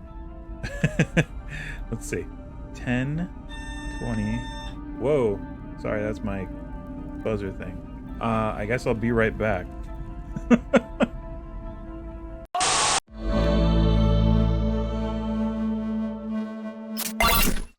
We're back. Dang solicitors. That's fine. We just took our break early. It's fine. Back to this. It's a few minutes early. It's no big deal. If it was like right in the middle of the hour, I would have been a little more peeved, but meh. Whatever. This works out. So this room is oblong again. It's 50 feet. We were trying to figure this out. So it's 10, 20, 30, 40, 50. There, that's correct. Okay, so we'll just put this piece there. And then it comes down 20 feet. 10, 20. Okay. Boom, and then back around. And that's a 20 by 20 there, and then it comes up to that point, and like that.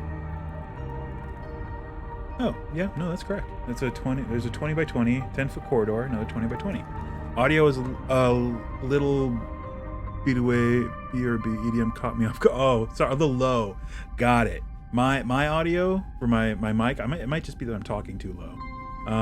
Here, let me try something.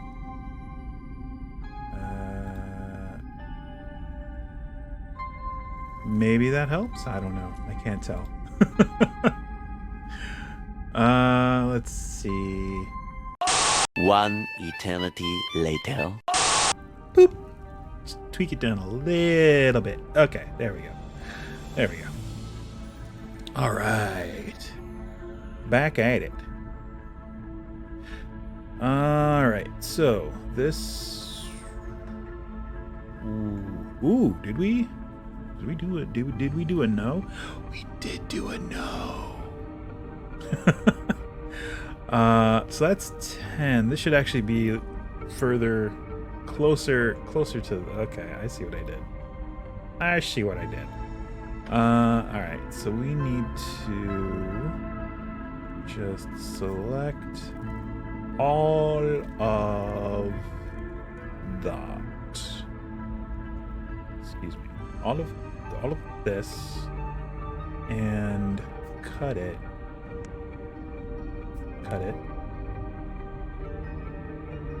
Oh, I guess I didn't. Cut it. Thank you. And move it here. Whoa. What is... Oh, I see. I think I see.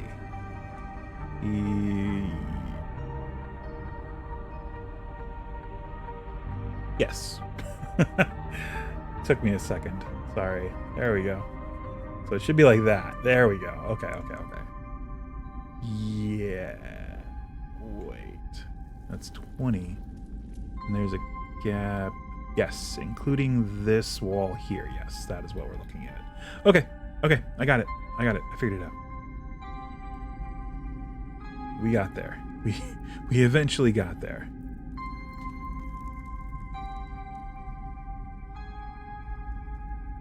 All right. So, let's do one. Do I want it in there? Yeah, that's fine. Do that, and then wall pieces along the way. Whoa, like this, or not. Whoa! Oh, that is really weird. All right, well, just do that then. Let's do the corners. Let's just do the corners, and everything else will fall into place. There we go. Okie dokie. Should probably also just finish out the floor. So, boop, boop, boop, boop, and boop, and boop. Okay, and wall pieces.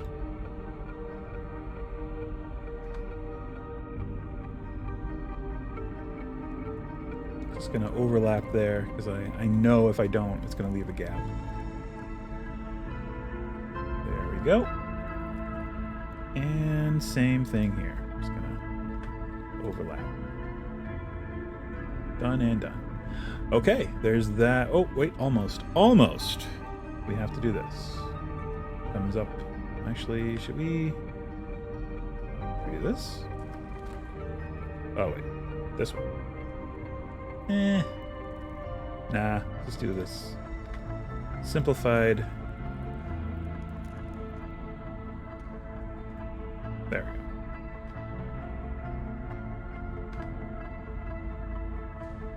we go. Okie doke. There is that area. Cool beans.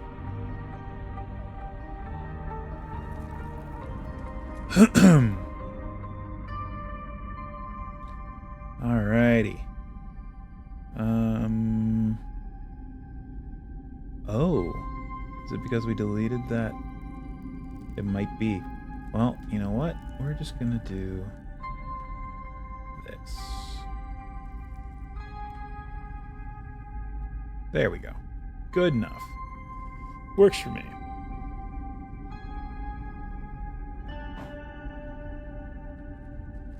Okay. So this is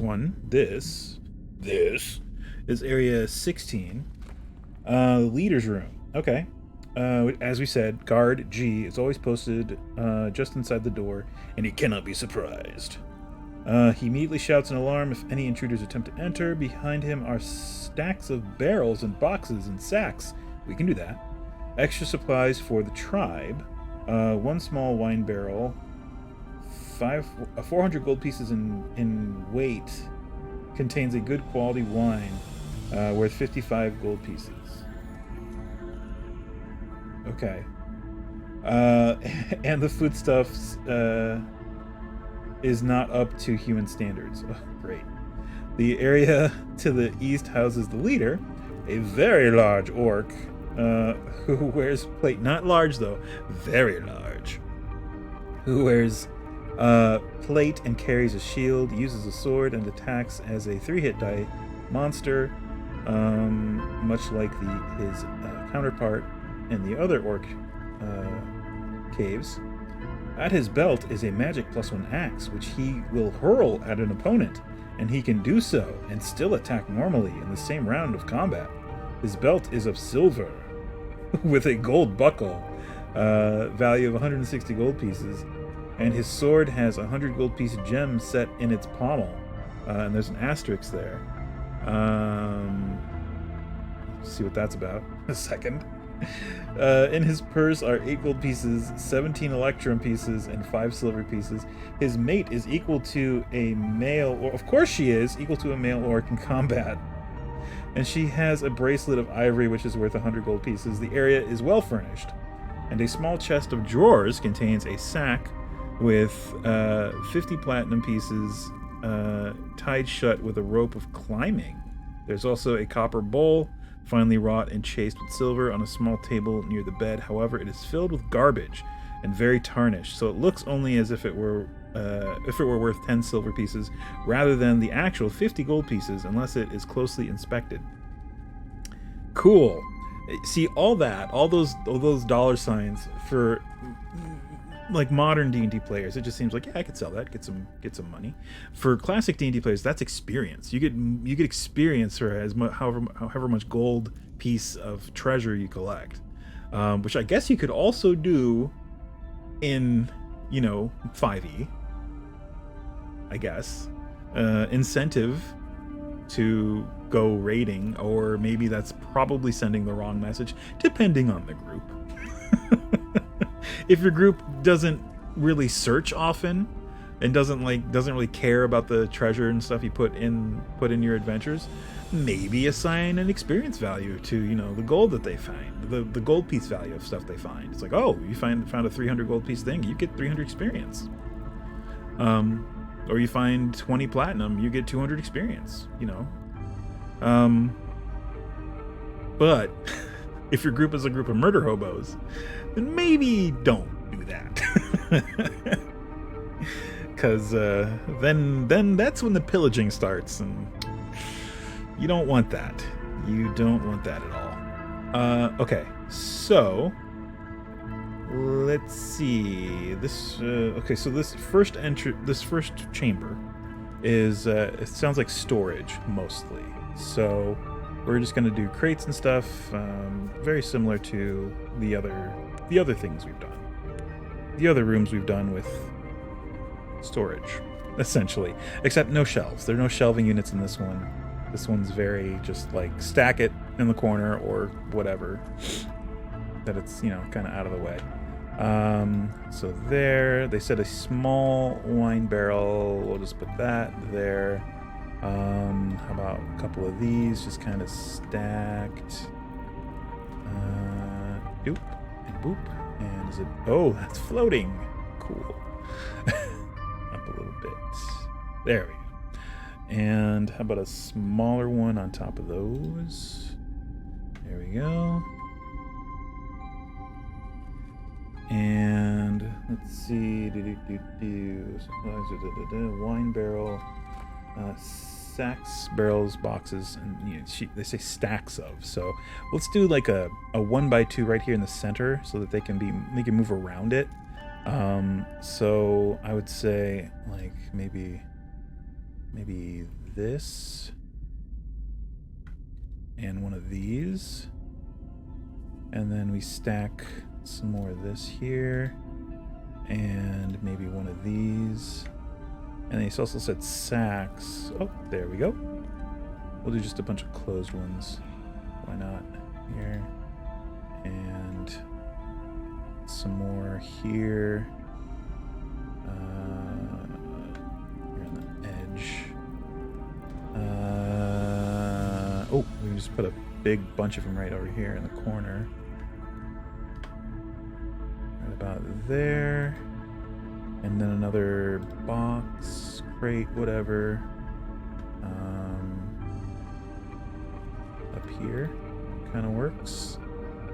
And yeah, that gets a point across. Let's put something in this thing. How about this thing but empty? Like they were shipping this thing whenever the caravan got raided, and that is what is in that. Oh, it's sticking out a little bit. Ooh, can we scooch it slightly that way?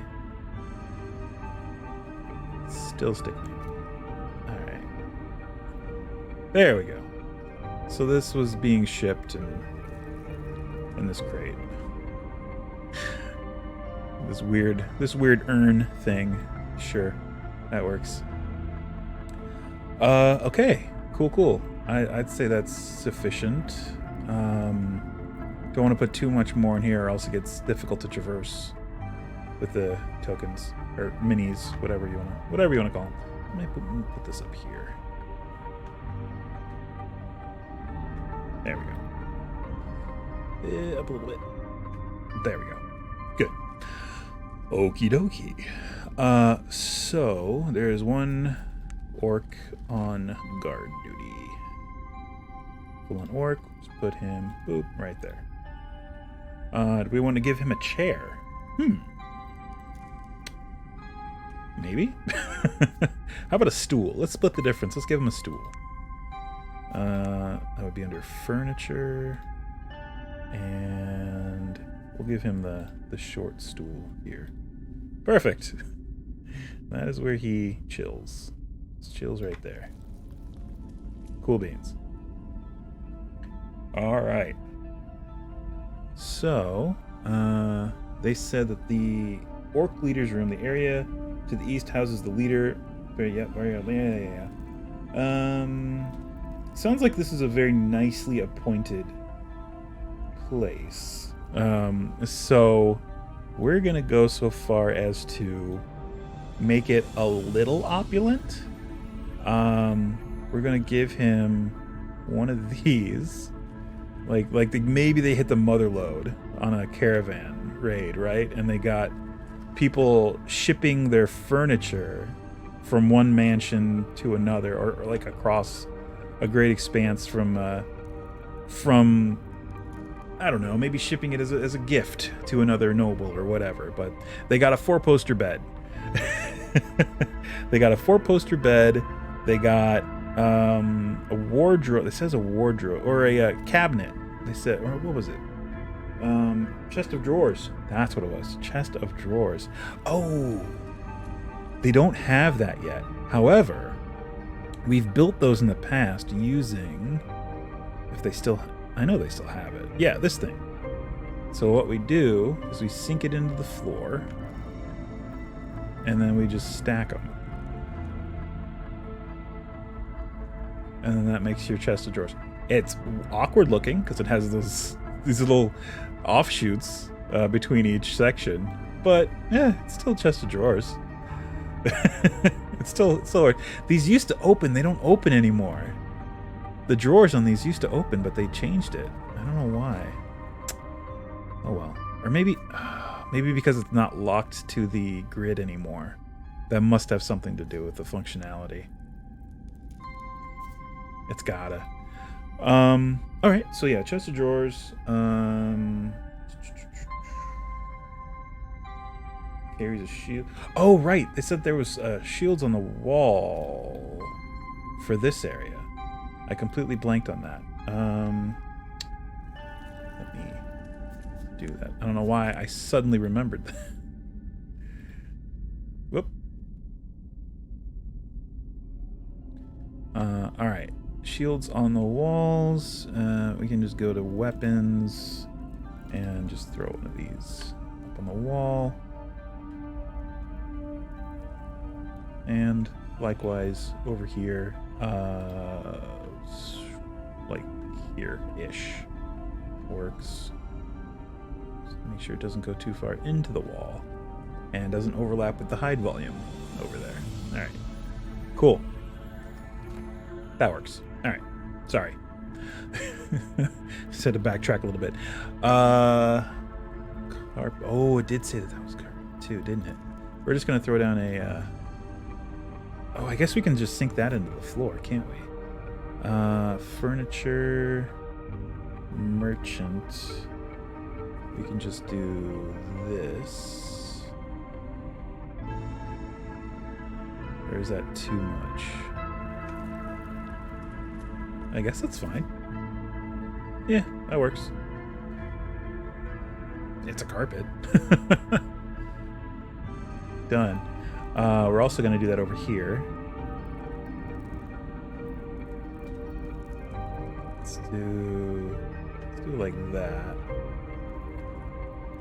And we're also going to throw in a desk or something like this kind of thing over here. Or is that too... Or actually, you know what? Let's do it like this. There we go.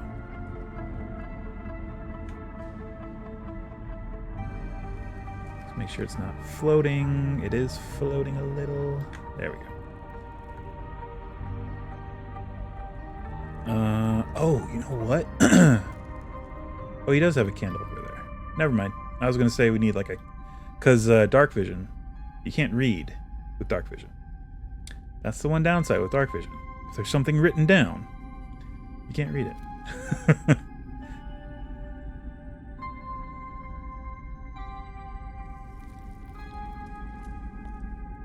At least when I run that in my game. If you're relying on your dark vision, you're gonna that'd be a really mean thing to do, is have like certain things relying on like clues that will really help play the characters later in the dungeon, literally written down like near the beginning of the dungeon, and you can only see them if you're not using dark vision. And for like a party full of players that like all have dark vision, like, oh, we have I don't know, a goblin, Kinkers don't have dark vision, do they? Like a goblin, a half orc, and a couple elves, whatever, or all elves to make it really simple, and dwarfs have dark vision too. It's like, oh yeah, we can just go in, we don't need torches.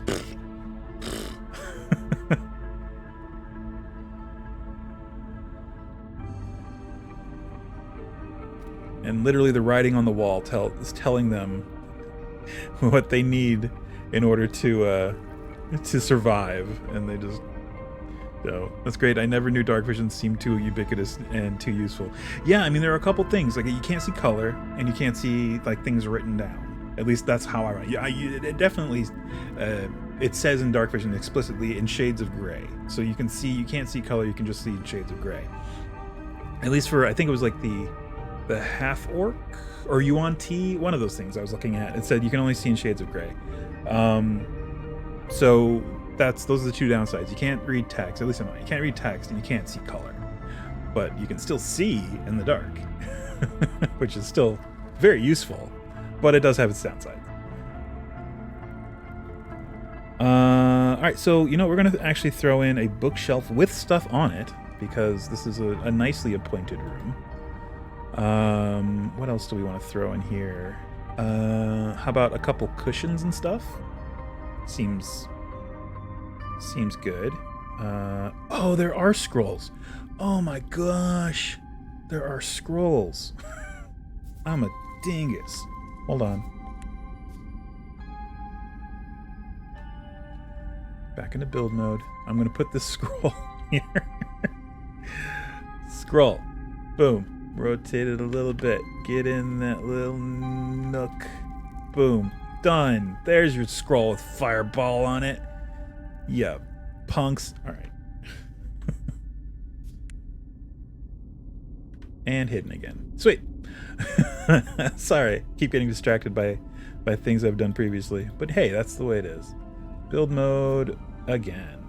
Okay, so I would say probably a candle here. Ooh, there's a new light. What is this? Ooh, it's a lit skull sconce. That's kind of cool. Anything else? Or just that one? I think that's the only new one. Neat. Easy fix, every dungeon is pitch black, yes.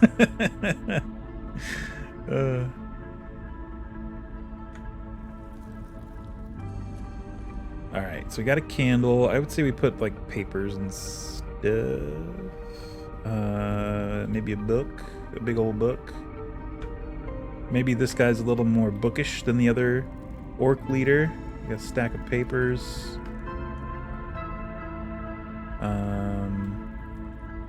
And maybe one of these hanging on the wall.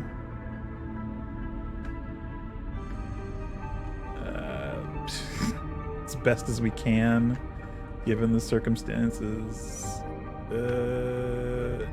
There. Good enough. Let's see. Maybe we have... Is there enough room? Yeah. Like a tapestry thing that rolls up here on the canopy bed. Really fancy. Really fancy. Or not a... what's the word? Canopy... or no. What's the word? Curtain. That's the word. Curtain. Derp. Oh, speaking of which, we could also do... oh, it's too wide. That would make it actually, you know what? We can fix that. We just need this. Put one there and put one... Nope. That was wrong. Put one here and put one here. That might do it. Oh, yeah, it does. There we go. And we can just do that. And flip it around. Actually, that needs to move down a little bit. A little bit more. Perfect. And then just flip it around. And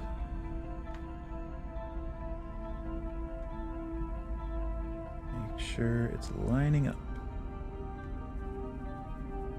Cool. There. They have a curtained, nice little curtained area. This orc knows how to live. Put it that way. All right. So, and we'll also that's too much stuff. We want food and drink. Food and drink. Where are? Let's see. Can I arrange that? No. Ooh, I can. There we go. Whoops. Up a little bit. There we go. Perfect. And then where's the flagon? Flagon.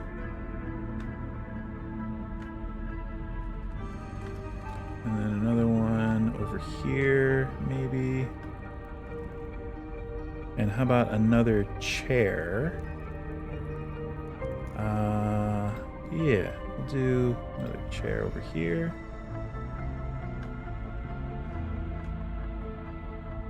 And I think that's fine. I think that... Ooh, what's this?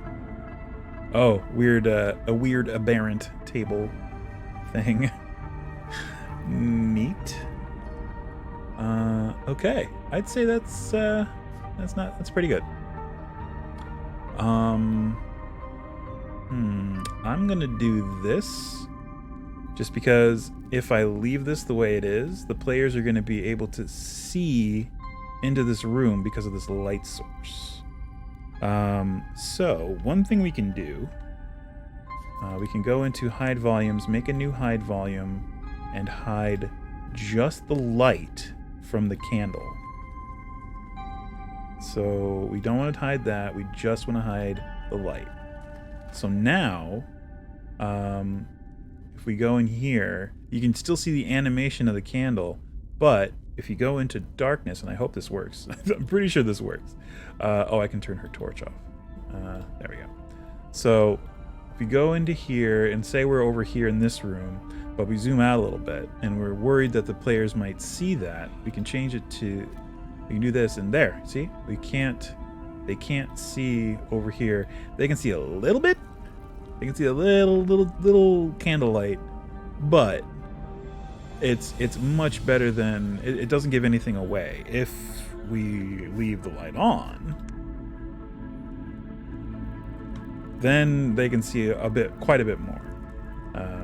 So if we zoom out accidentally and they go, oh, there's a room over there that looks pretty nice, and you're gonna, oops. But if we just have, if we have it hidden, it's a little bit better. So yeah.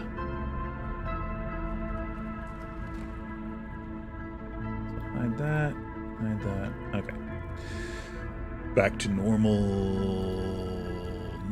default. Cool. Okay. And I could go in and do it to these fires too. The only one I wouldn't do it to is the one right here, because they're gonna see that as soon as they come in. Yeah, that's about it. But yeah, I could hide this one as well, or not. I mean, they're likely to see it as soon as they round the corner. But whoa, yeah. Ooh, in here, and oh, kobolds and the fire. Of course, they're gonna see that. It's gonna be one of the first things they see. Okay, so we just need the orc dude and his lady.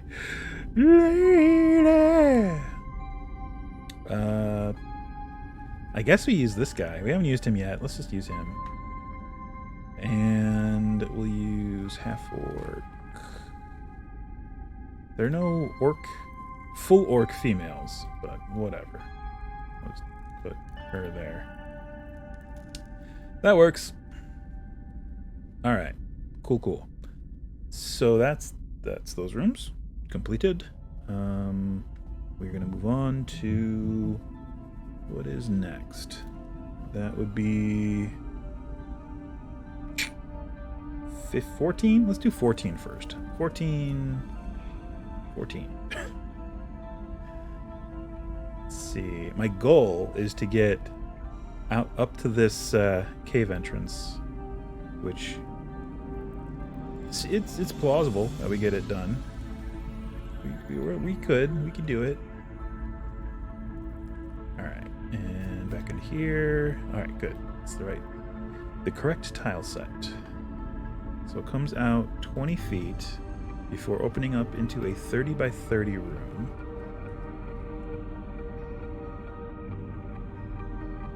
Cool. And is that correct? Wait a minute. I think nope, that's right. That's correct. Yes. Okay, we're good. We just really need to outline the walls, because everything's still a little amorphous here. Amorphous trousers. Not amorphous trousers, but just amorphous. Let's see.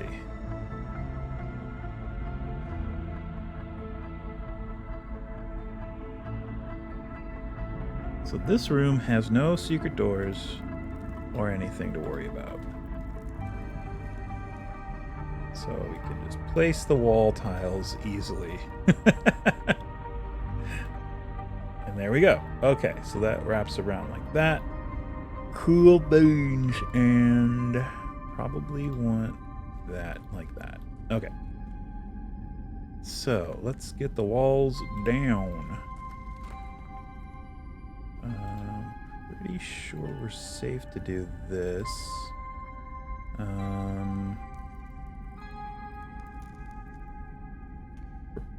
Definitely going to be throwing in corner pieces, but for now we're just going to do this. There and there, there, there, and there, and there, and there, and also there. Okay. Actually, let me do this. Give me that. Put on corner pieces. Some more corner pieces. There, one there, one there, and whoop. That is not how that goes. Come on. There we go. That. And also right there. And also right there. Alright. That should do it for that bit. Okay. Area 14 is the common chamber. This one is very small, so I hope they're not saying like there are 50 orcs in this. It's like, use your imagination. I'm gonna put one in here. There you go. There are 50. Here there are quartered 9 male orcs with shields and swords. Okay. And 8 females and 3 young who do not fight. The males have 20 silver pieces each. The females have 4 copper pieces. The young have nothing. That's a bit grim. The place is a mess, and there's nothing of value in it. And it's stupid. The males will go to the entrance if they hear the net falling, arriving in 1 round. Right, the net that is in this area. Okay. So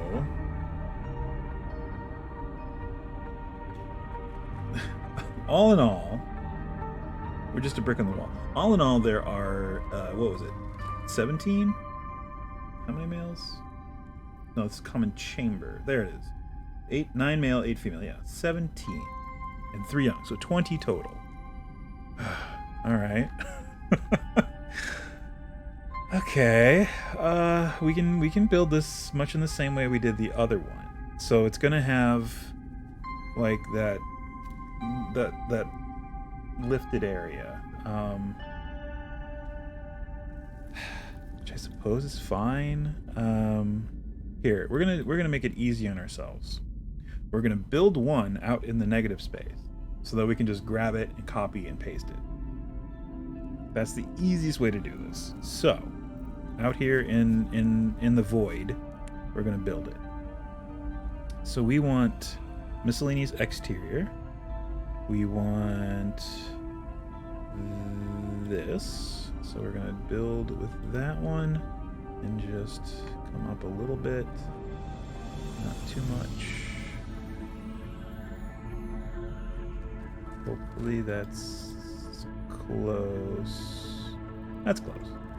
And then we want one of these, 2 of these actually. Level with this and in the space. So right about there. Come in a little bit. About there. And there. And then we want this guy to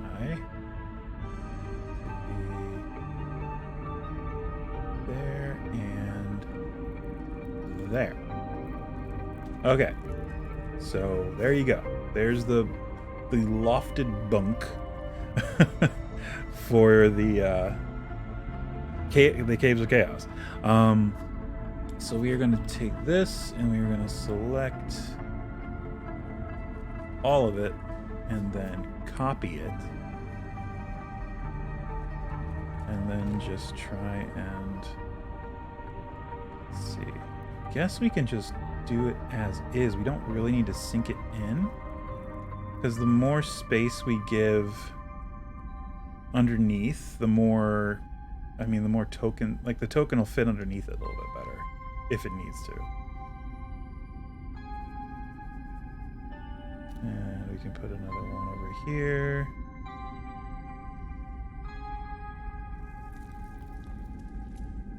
Whoa. And yeah, I mean, they can just kind of bunker. I do have to move in a little bit here. Maybe 20 total. So we need 5? Maybe? I don't know. Let's see.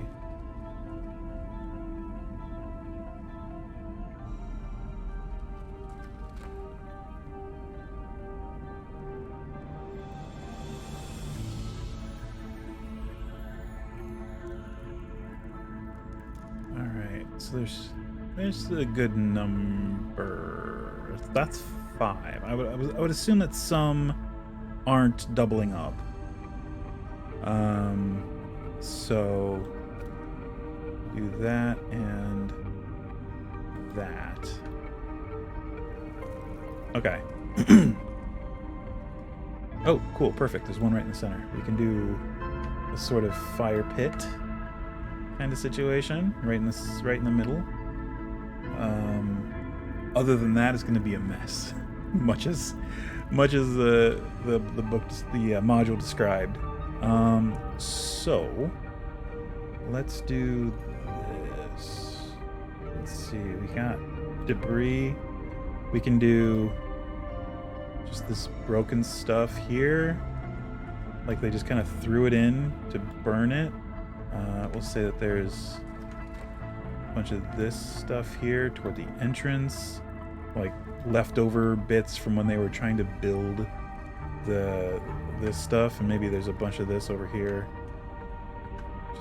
just out of the way, but in the way still, kind of.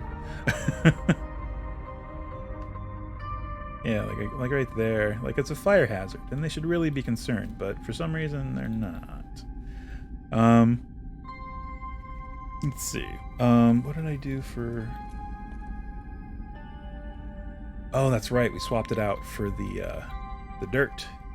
All right. So we need this nature and swamp dirt. Swamp dirt.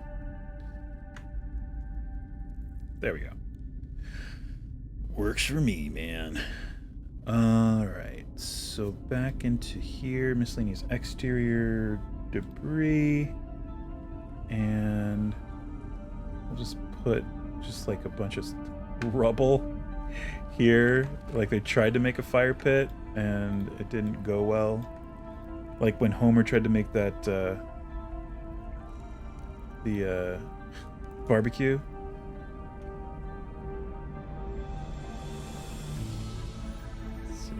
Debris in here.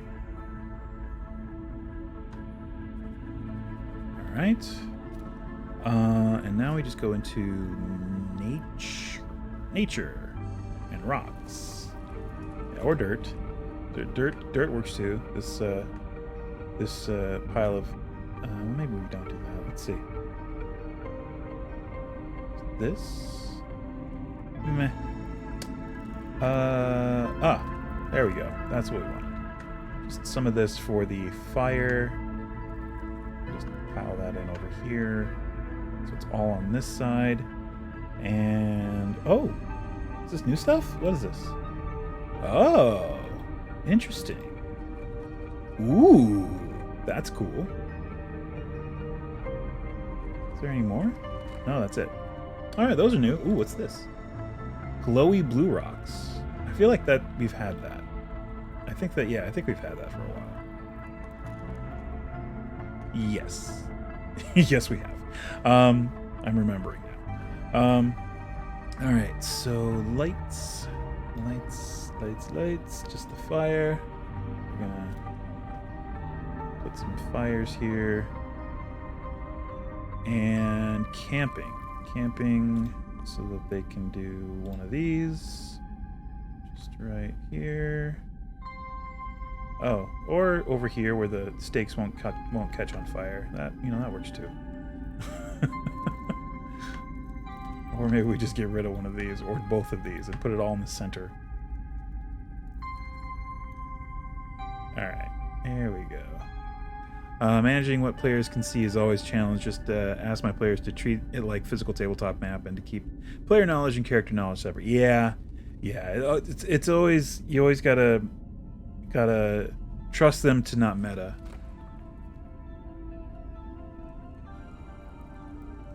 And have that also in mind. Always constantly be in mind, like, what can they actually see? Because if they accidentally meta, that's one thing. But then you have to be present enough to be like, oh wait, no, you can't see that. It's that added level of wait.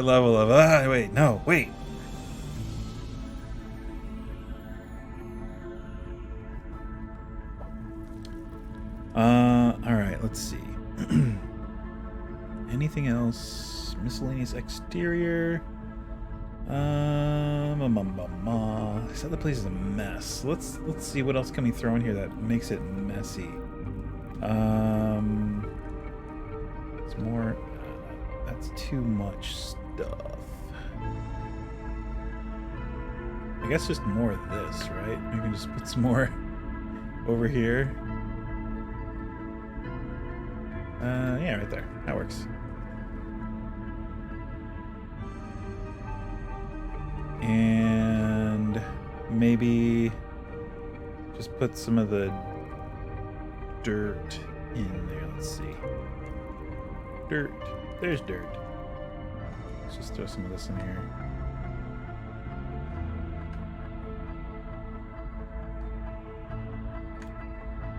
Like maybe it's a fire pit / compost pit. Gross.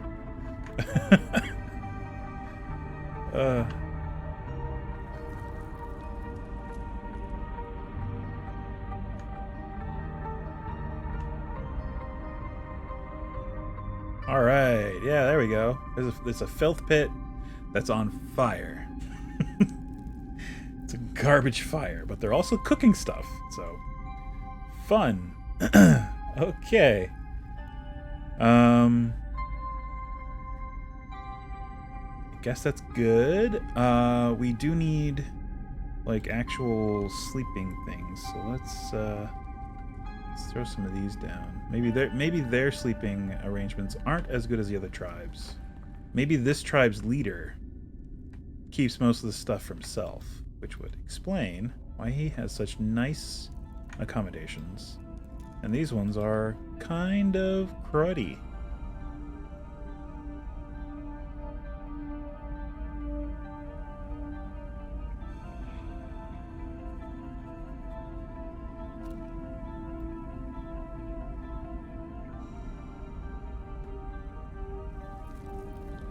And put one there, and put one there. Oh, we also need the place for the young, which we did for the other ones. Yeah, I guess we get rid of this. Just make it over here. There we go. Little youngling tent. They were killing younglings. Will never not be funny. There are certain situations where it wouldn't be funny, but it's always going to be mostly funny. Most of the time. 30% of the time, it's funny every time.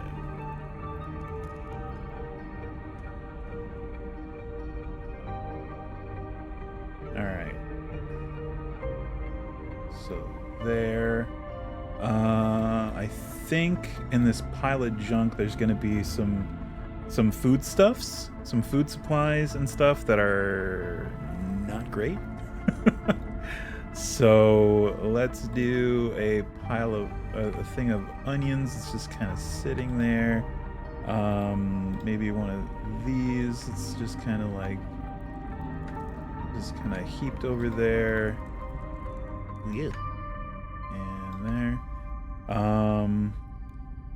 Basket of these, which it looks like it probably should be thrown away.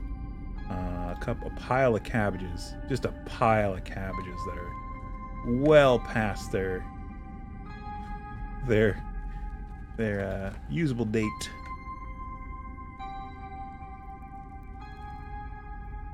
Yeah, they don't have the best storage system. We'll put it that way. And what else can we throw over here? Just a loaf of bread, just kind of like.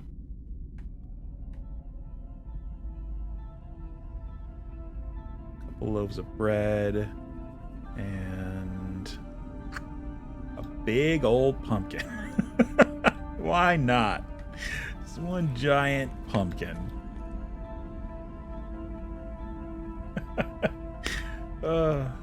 Works for me. All right.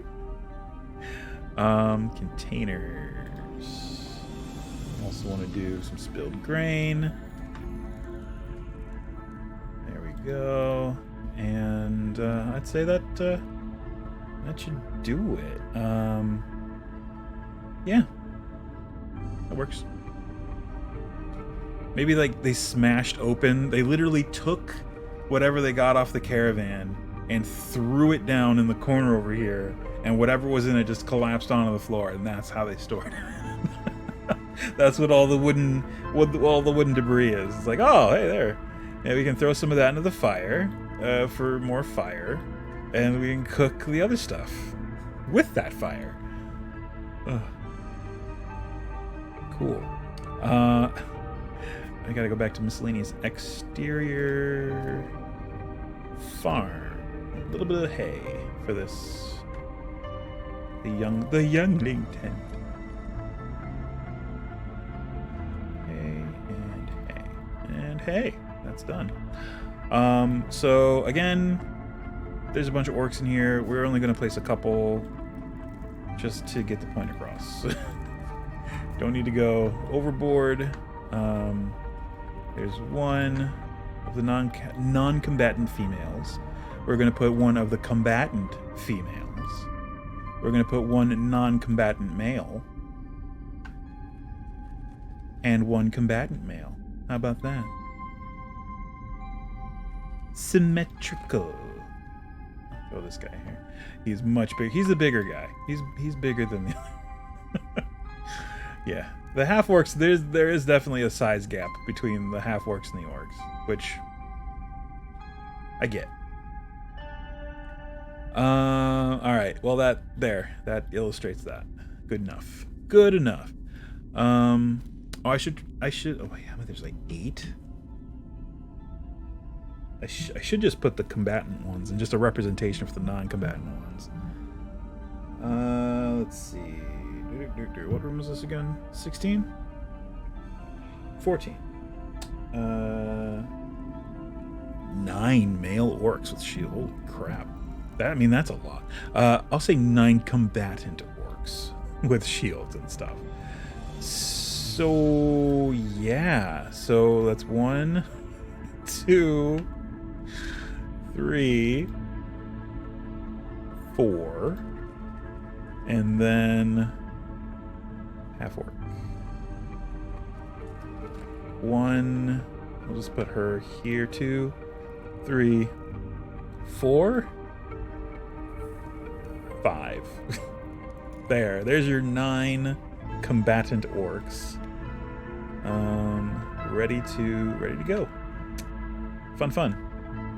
And much in the same way that we did with the other fire, I feel like we have to hide this one as well. They're still going to see they're kind of lit with an inner light, so they're going to see that, but that's fine. And this we are only hiding light. There we go. Cool. And you can see it clearly there, how the light goes off and on. Cool. All right. We could try and just hide the fire, but it's not going to work because it'll also hide the turkey leg. Which I guess isn't the end of the world, but still. Or whatever leg that is. It's rather optimistic that it's just, a turkey. It's clearly some kind of sentient mammal. Alright, so, out of wizard sight and back into build mode. Let's see, we need to continue this hallway, which comes all the way over here to wrap back around. The wall here comes all the way over here to wrap back around. Let's do it. So it wraps back around and actually dips down at one point. Right about here, I think. So back into cavern. And let's just keep it a-going till we get there. And then I will throw in a couple corner pieces to seam that up a little bit. And then it comes in 30 feet before dipping down. And I guess we'll do those corners now. Dipping down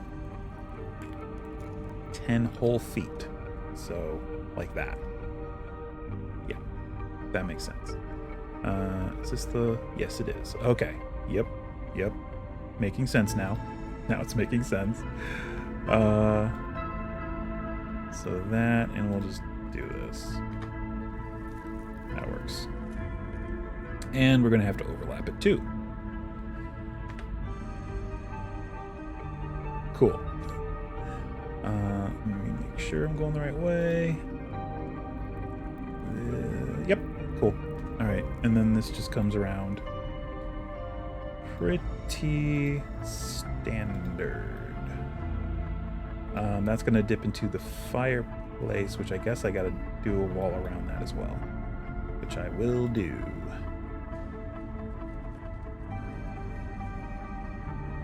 That's going to come like that.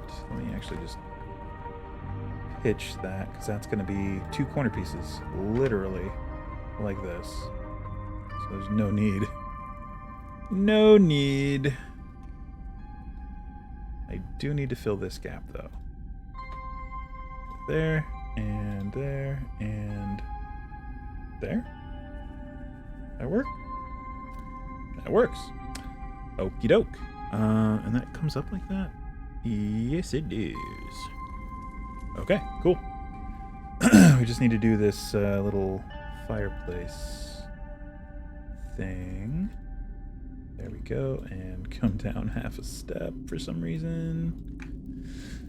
Decided to do that. And I guess... Oh, yeah, this would work a little bit better, I think. Yeah, and just, again, fill in the gaps. There we go. All right. Another fireplace. We get to build another fireplace. Let's do it. Let's do it. Actually, let me read the description of this room first before I go building the fireplaces. I'm assuming that's what it is. Almost forgot to do those corners.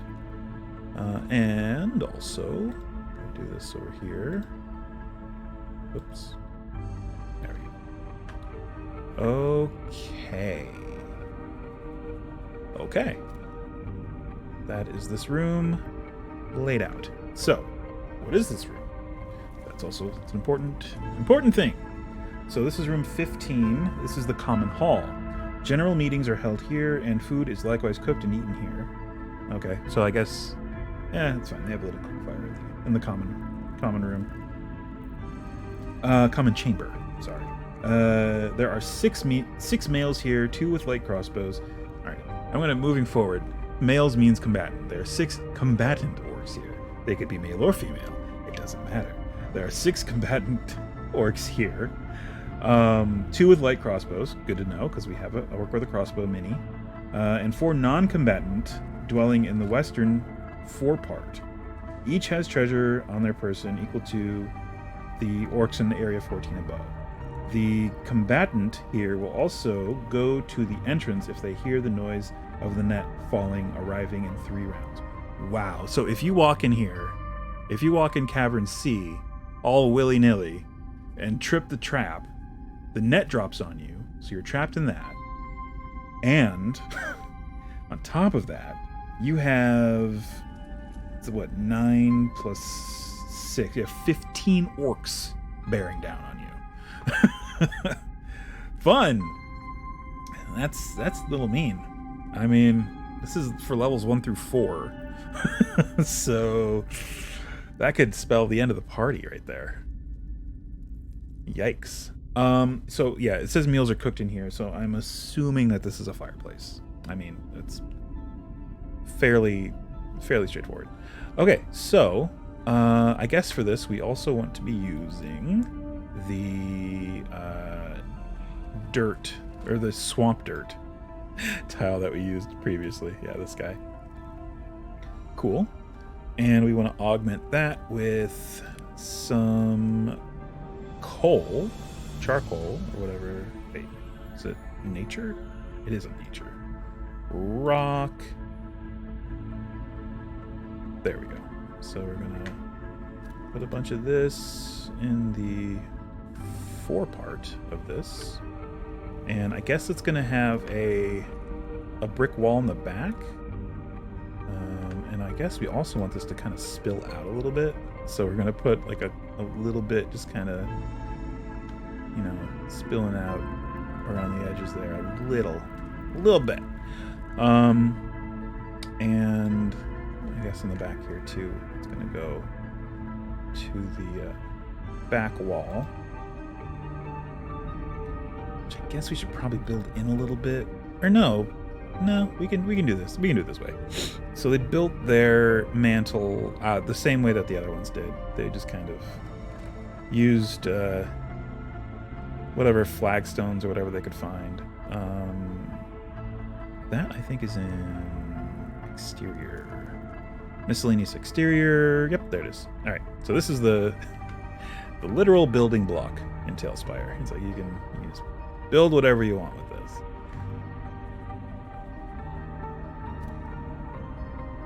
And this we're actually going to have it swing back a little bit. Maybe come up. Sorry, come up a little. And that, and then down a little. And there, and then also there. And then down and down and down and down. Okay, I can get rid of one of those. There we go. Now it looks a little less crazy. Actually, we can also rotate if we want to. Good. So it doesn't look so cut and paste like it is. I mean, let's not fib ourselves here. This is cut and paste. Okay. Let me tilt that one. Cool. All right. There's your fireplace and mantle. Not as big as the other orcs, but you know, the other orcs seem to be the other orc leader seems to be a little bit more generous with his tribe. Let's see. And castle ruins. And we're going to use this bad boy for the back of this fireplace. And do we want to do sides? Like here and here. Whoa. Oh, I went over too far. That's... and actually, you know what? No, I don't. Because that's too much. Alright, so... now, I guess we're just going to do these pieces here as the... oh, that's got to come out like... alright. I mean, that's fine. Let's rotate that way. That's fine. Let's just fill this in with more of these. I guess that's the easiest way to do it. Maybe we can come up a little bit, like right here, and maybe even a little bit more like that, and fill it in.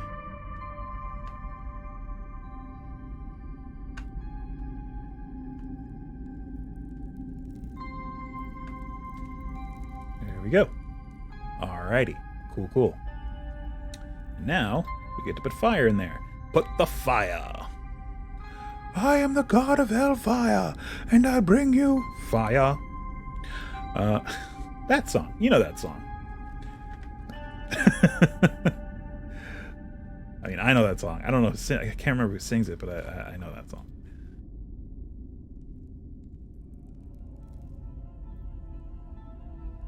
And there. A lot of fire in there. Cool. And in here, we're probably also going to want containers. Yep, there it is. Cauldron. One of these. Right here. Actually, you know what? I think we can... can't we do a hanging cauldron now? I think we have all the pieces we need to do a hanging cauldron. Hold on. Because we just got a bunch of stuff from the latest set. So it's not crafting. What is it under? Miscellaneous. It's in miscellaneous interior or exterior. It's one of these. This must be exterior. Yeah, I think it's exterior where I saw it. Or not. I could be completely wrong. Yeah, I think I'm wrong. Was it traps? No. Signs? No. Lights, ladders, food, drink, Grim. It was in Grim. That's where it was. Okay, so we have a couple different chains here now. So we can actually, if we want to, make it so that this is hanging from a chain in the ceiling, which would be kind of neat. Let me just adjust that a little bit. There. Up a little. And over a little. And over this way a little bit. And back this way a little. Oh my god. Oh, sorry. I moved the brick. Didn't want to move the brick. That way. Oh my god, this is... Okay. There we go. That's good enough. Alright, so there we go. Let's hang in from the ceiling. Cool. I like it. We can also add other accents if we want. I can add like... Whoa. Whoa. Stop freak. Whoa. That chain is off the chain. It's freaking out a little bit.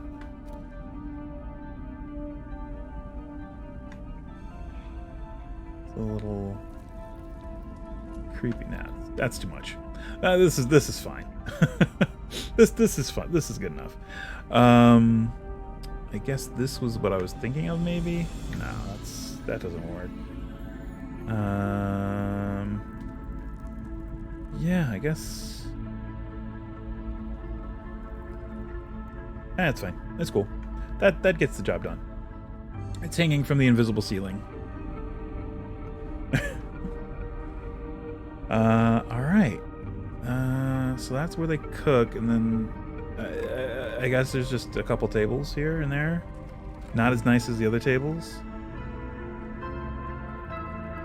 Let's see, what do we got?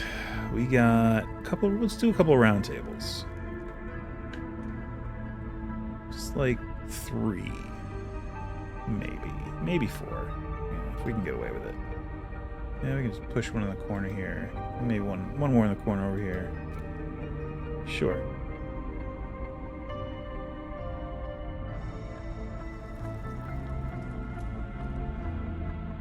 Okay. And then we can do much in the same way we did the other one with the benches. It's not as like 3 benches per table.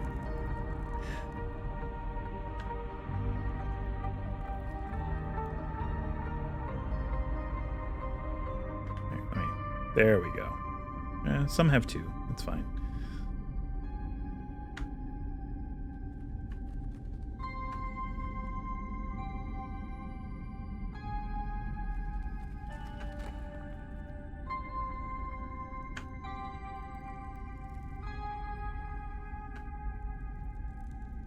And then I would say there's probably, since they do cooking in here, there's probably a shelf or something with some cooking supplies on it, which we can do. Is it in furniture? I think it is. Shelf, there it is. And we can easily just do this there. They somehow managed to make a nice that's the front. I see.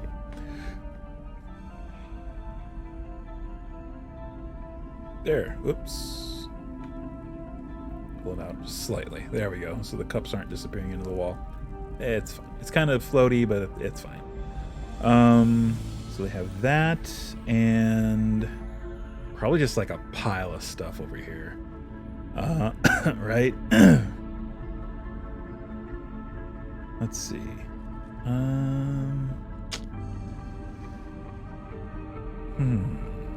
maybe just... No, that's too nice. No, that's also too nice. What about this one? Nope, too nice. Alright, then I guess we do... Nope, too big. That's way too big. We do just like a bench with stuff on it, or a couple benches with some stuff on it.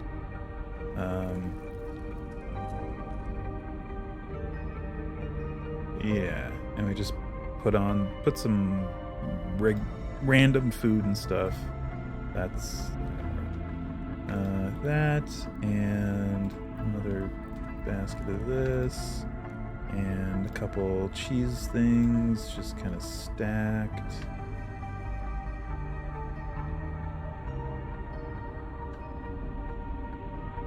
And a single pumpkin. And a bag of onions or whatever these are. A basket of onions. And let's see. Oop, nope, that's wrong. Containers. One of these. Cool. Oop. Okay, and basket. Oh, random barrel. Or one of these. That works too. And a barrel. Just over here. And that, I think, will do it. Maybe the barrel isn't so much a container as it is like a food prep thing. Like, they just prepare all their food. The cook prepares all the food on the barrel top. Maybe just cram a couple boxes in this corner. There we go. Anything on the mantle? I would say maybe some containers that look like they might contain spices or seasoning or liquids with which to enhance the food.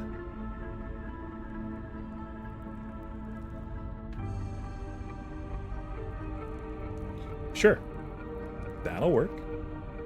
And we'll take our next little ad break. Let's do it.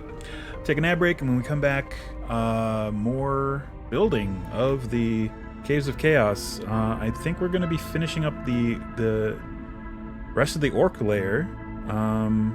We're going to be trying to represent the net trap. That's one thing we're definitely going to be doing. So come on back, and we'll see how we do that. BRB.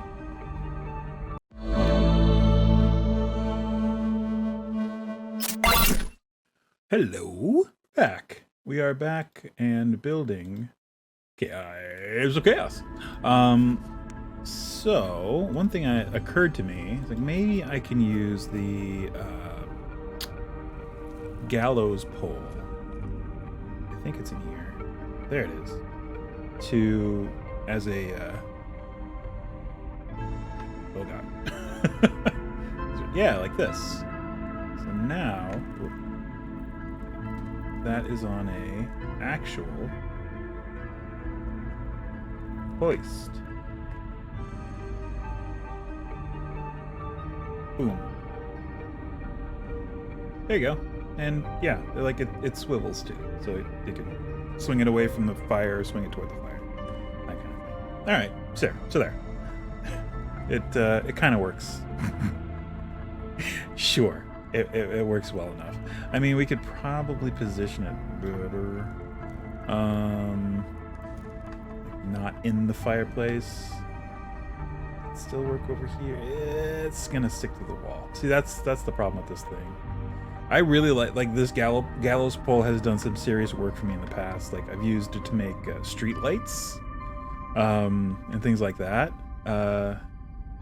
But it does have that big clunky base that if you don't put it in the right spot, it's gonna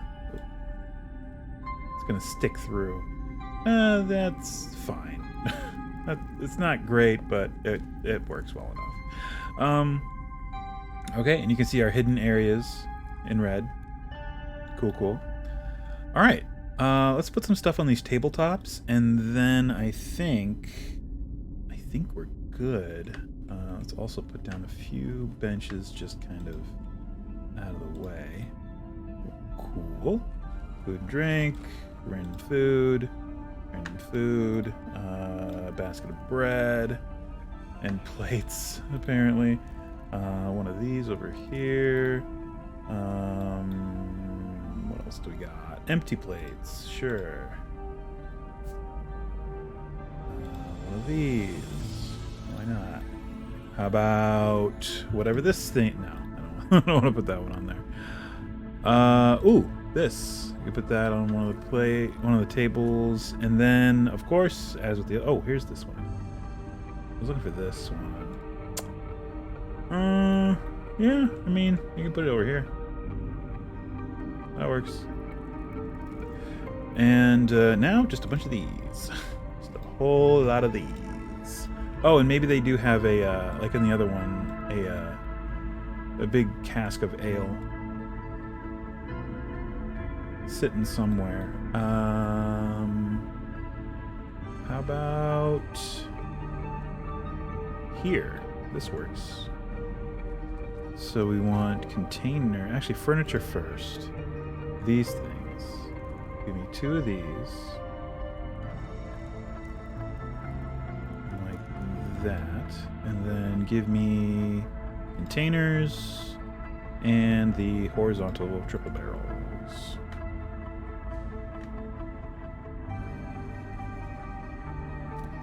There we go. They have some sort of kegs of some beverage. Cool. All right. That room is pretty much done. So let's do the entrance, which has tripwires, which we of course do not need to illustrate. One thing though that I do want to show is the net, like in its position over the PCs, essentially. So we're gonna like end up using harbor, unless they don't have harbor. Oh, they don't. Oh, I guess we have to use these harbor. Yeah. Okay. This might work, or we just end up using this because they said it was 18 feet long, 10 feet wide? What was it? Oh, it's like way over here. Oh, here it is. Sorry. Microphone all up in my face. Let's see. The camouflage net is 10 feet wide, 18 feet long. Okay. Wow. That's actually... okay. 10 feet wide, 18 feet long. So it essentially is this whole area. Assume that it's like it's past the 5-foot mark inside the cave. So it's going to be like this whole intersection.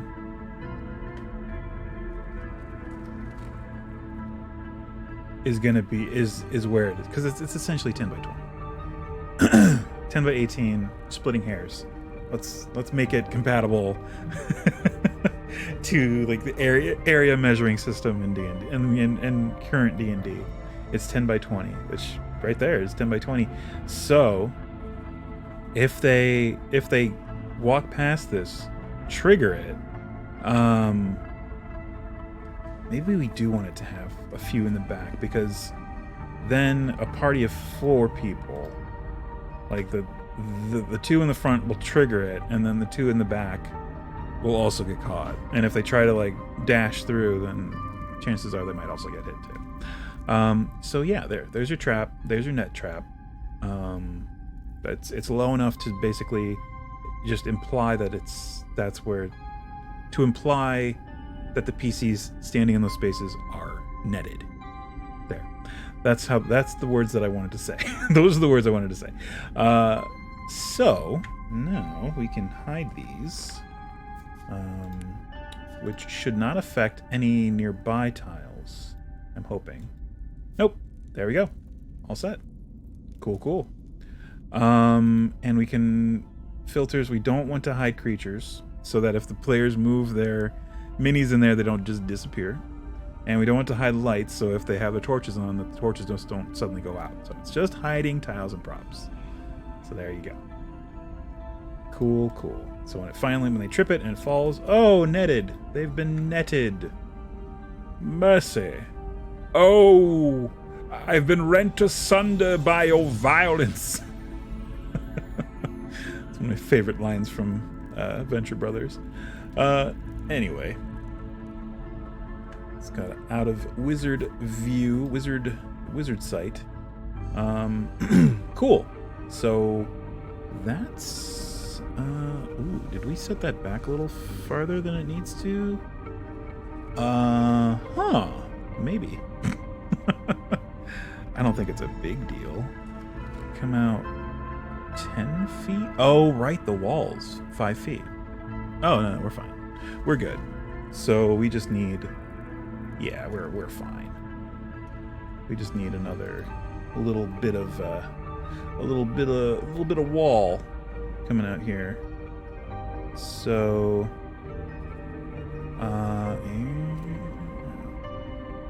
let's see. Nature and a couple of these and cavern. Throw that there, throw that there. And will these work? Not really. I mean, we can use them to put like a cap on the ends of this area, essentially, but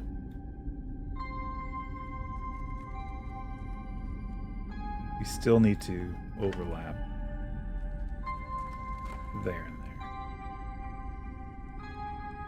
Sure. And then we need to sort of make the cave mouth. So I guess we can use this same kind of rock. Actually, just give me this. Give me this. And there, and just a little bit. We need to curve out a bit to go around these other walls, interior walls. So there and there. And there is your cave mouth entrance for Cave C. Cool. That's area C done. Ooh, H is right, just a short hop, skip, and a jump away from C. On the same level. Oh wow. Oh, so H is a whole kind of craziness because it actually has stairs that go down to the tier below, and potentially it slopes up to the tier above or below. It's hard to say. It just says slope. It doesn't say which direction. I'm sure once we read it, it'll tell me. Probably not though. Okay. Cool. Wow, we're really tearing on this side of the canyon. We're we're doing pretty good. Okay. So, cave entrance H is at the same level as B and C. It is 10, 20, 30, 40 feet away from the very edge of this room. So 40 feet in this direction, more or less along the same line. It is, in fact, exactly in line with cave mouth C, laterally.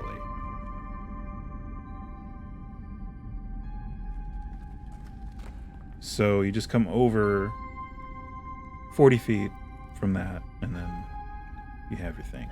So cool. Okay. Wow. This is a complex. In certain points, it's a little complex. So here's what I'm going to do. I'm going to use as a measuring tool, as we have done many times. Just going to use some tiles for measuring. And since we're going in tens with this map, I'm going to have to use a 2x2 thing, and the best one, the cleanest one, in my opinion. I'm just going to use this guy. Just clearly denotes 2x2. So it's what, 40 feet from there? 10, 20, 30, 40. Whoops. Help if I started at the wall. Thank you. Level. Okay, so 10, 20, 30, 40. So right there is where the... Let's double check. 10, 20, 30, 40. Yes. So right here is the cave mouth to cave H. So let's go here. Grab our entrance texture thing. Cool. Actually, we probably... Do we want to set it back a little bit? No. That gets a little confusing, maybe.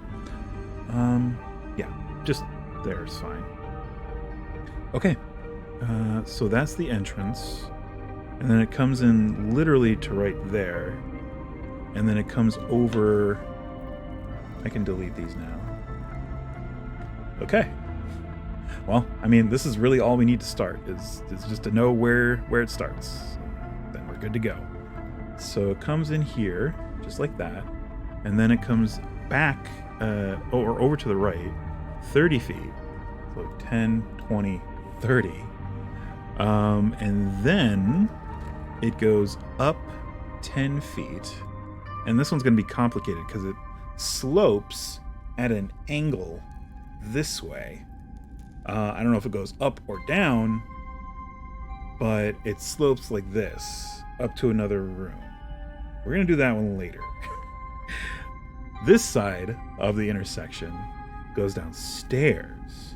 And previously, we didn't have any kind of natural looking stairs in the cavern tile set. But just in time for this stream, they released the cavern lava, which has stairs, cavern stairs. Look at that. Beautiful. We're just going to use those. Perfect. And they do go down to area 39? 39. Let's look at area H, just so I can see what's going on. That's like skipping like way ahead here. Ooh, bugbears. All right. H is the bugbear lair. The group of bugbears is not numerous, but what it lacks in numbers, it makes up for in strength and cunning. There are signs beside the entrance cave in kobold, orcish, goblin, etc. Each says safety, security, and response for all humanoids who enter. Welcome. Come in and report to the first guard in the left for a hot meal and bed assignment. So recruitment signs posted outside by the bugbears outside their lair. I'm assuming it's all a ruse to get any wayward monsters. Oh yes, I see. So 35, which is it's off to the left from the entrance. So we'll come back to the stairs. We'll go off to the left. And that goes 30 feet until it meets up with a 30 by 30 room, which is room 35. So let's see. 10, 20, 30. I like the vagueness of humanoid. Imagine the party joining forces with the bugbears. Yes, exactly. That's part of the beauty of Caves of Chaos. You can play each tribe against the other and try and be cunning about it. I talked to one person who played Keep on the Borderlands, and he said that his whole party ended up befriending all of the monsters in the Caves of Chaos and assaulting the Keep on the Borderlands.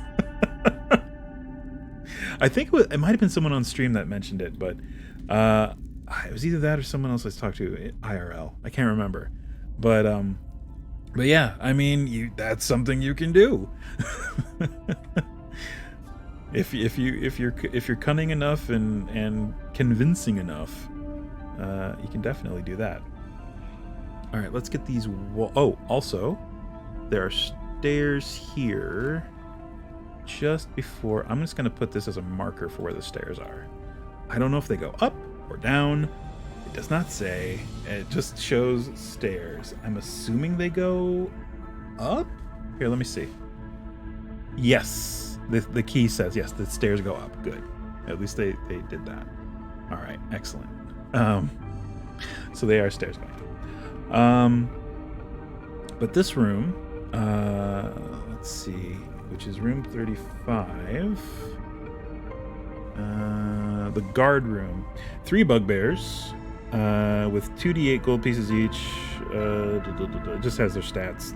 These creatures lounge on stools near a smoking brazier, which has skewers of meat toasting over the coals. Each will ignore his great flail, when intruders enter, reaching instead for the food. Though they do not speak common, they will grab and eat a chunk, then offer the skewers to the adventurers, and suddenly use them as swords to strike the first blow. Unless the victims are very alert. There are 2 cots in the place, and a large gong. If the battle goes badly, one will smite the gong. Well, that's a phrase. Smite the gong to warn the others in the complex. Shouldn't the paladin smite the gong? Isn't that how that usually works? Let's see here. Or the hexblade. The hexblade could smite the gong, right?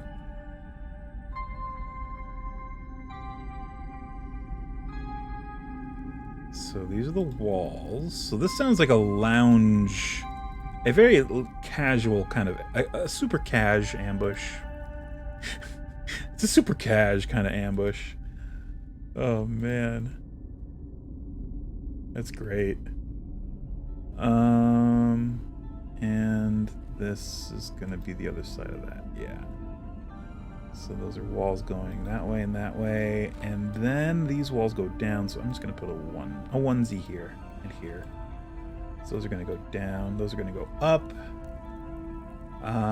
In fact, probably just do this. Yes. Perfect. Okay. Okay. So there's a brazier in here. We can do a brazier, right? With meat cooking on skewers. We can do skewers. We can kind of do meat. All right. Let's see. So they're lounging on stools around a brazier. Okay, let's go ahead and outline the room first, so that we can get a better bearing on exactly what kind of space we're working in here.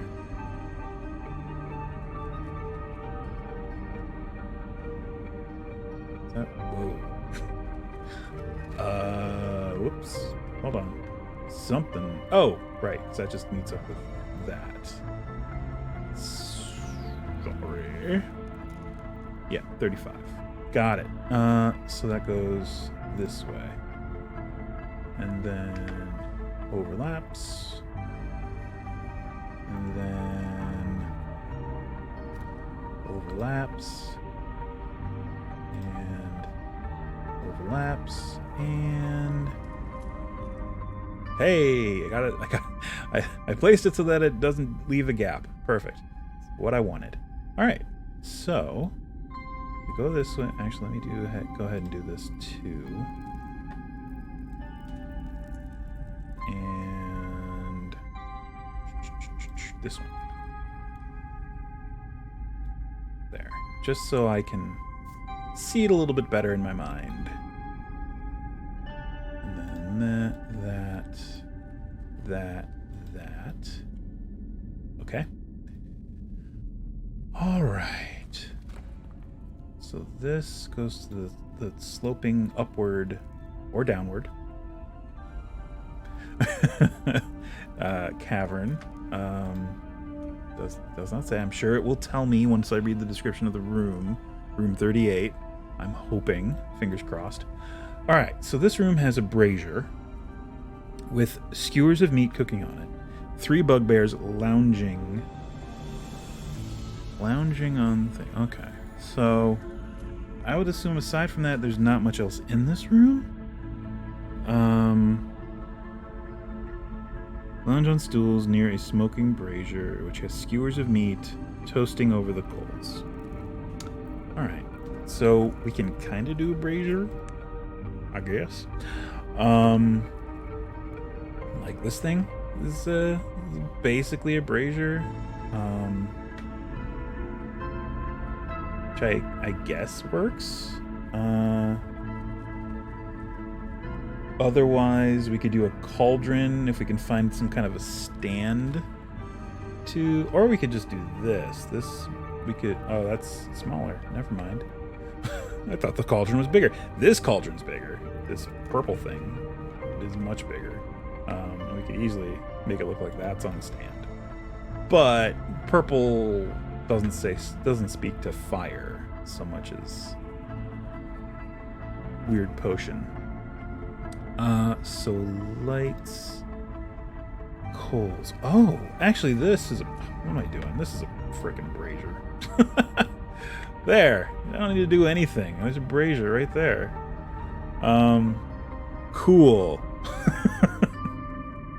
Overthinking it. All right. So, 3 bugbears lounging on stools near the brazier.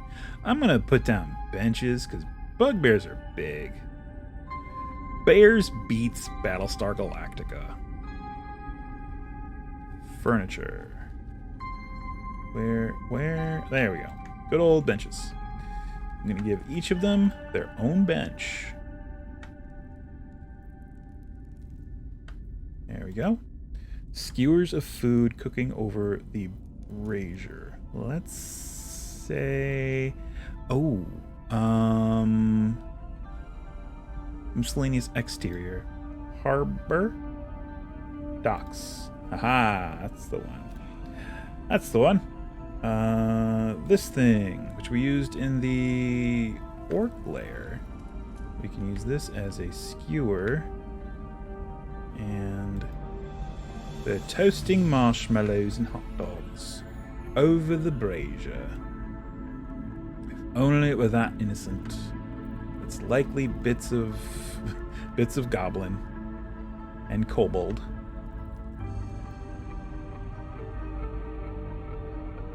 All right. Sure. Okay. And they unfortunately don't have actual like little pieces of meat or anything like that. I think the best we can do is like fish or let's see, what do we have for animal?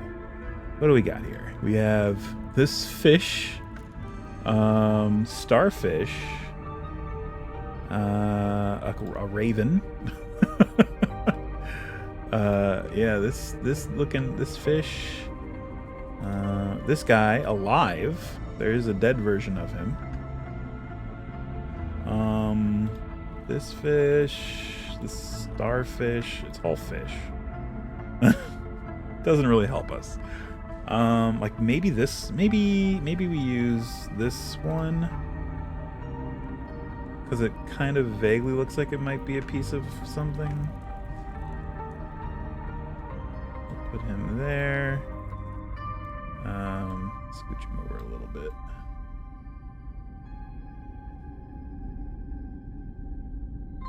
All right, cool. And what is this? It's clams or something. More of that. Big old clam. Yeah, maybe we just do like a couple fish on one, and one of them has that big honking fish. There we go.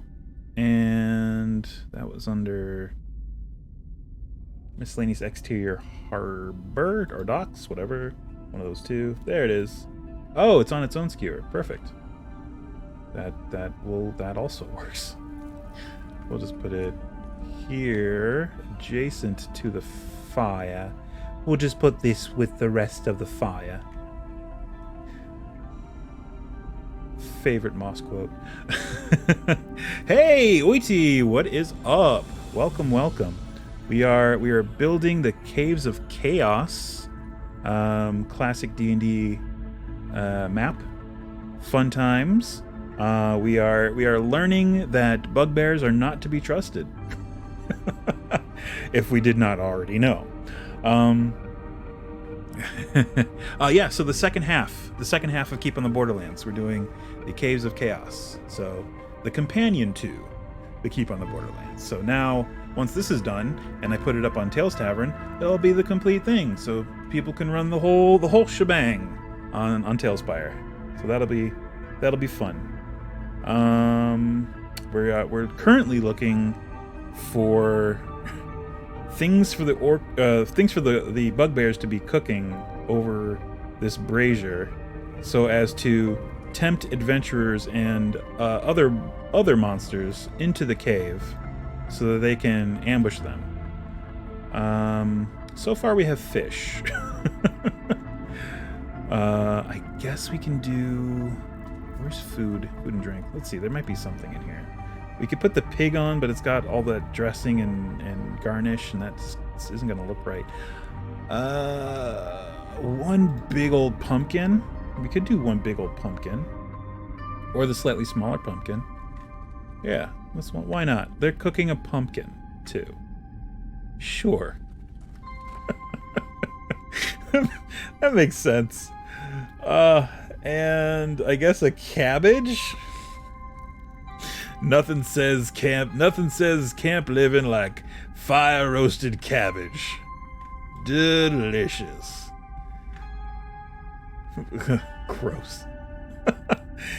Okay, sure. A couple of them are vegetarian. Sure, why not? It gets the point across. There's food cooking on skewers by the brazier. That's what we were going for. Maybe they also have alcohol. Sure. Why not? And of course they're drinking it right from the bottle. Actually, let's vary it. One gets one of these.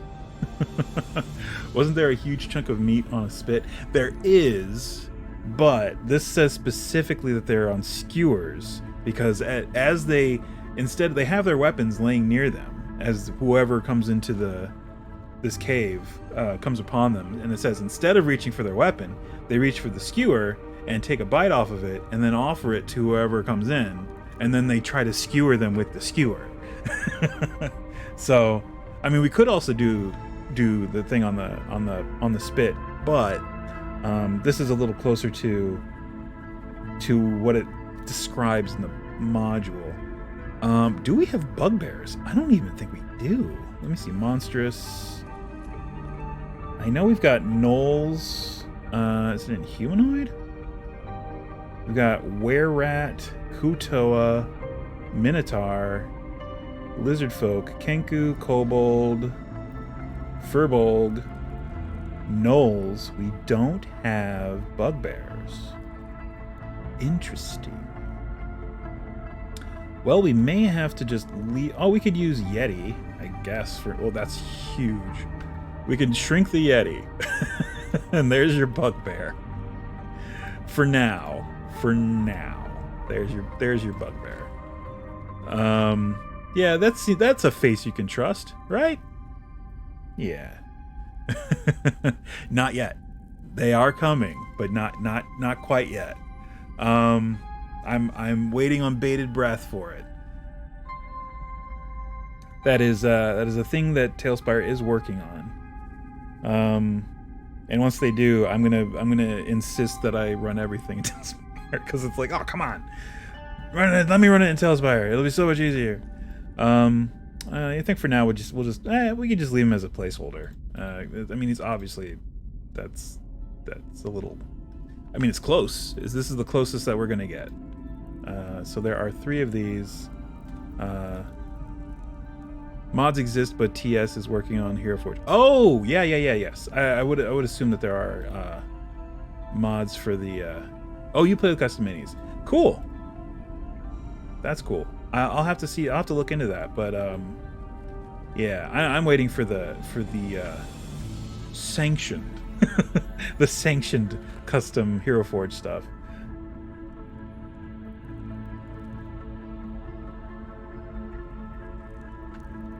Boo, boo, boo.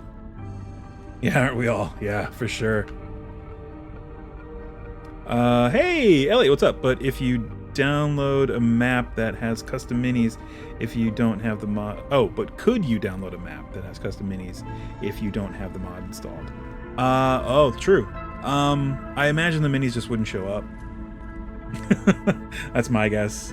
Or that any contradictory tiles or minis that were custom imported probably just don't show up. Or worst case scenario, it glitches it out. Much in the same way as that issue you had with the Skyrim that you mentioned earlier, Elliot. Ooh, that sucks.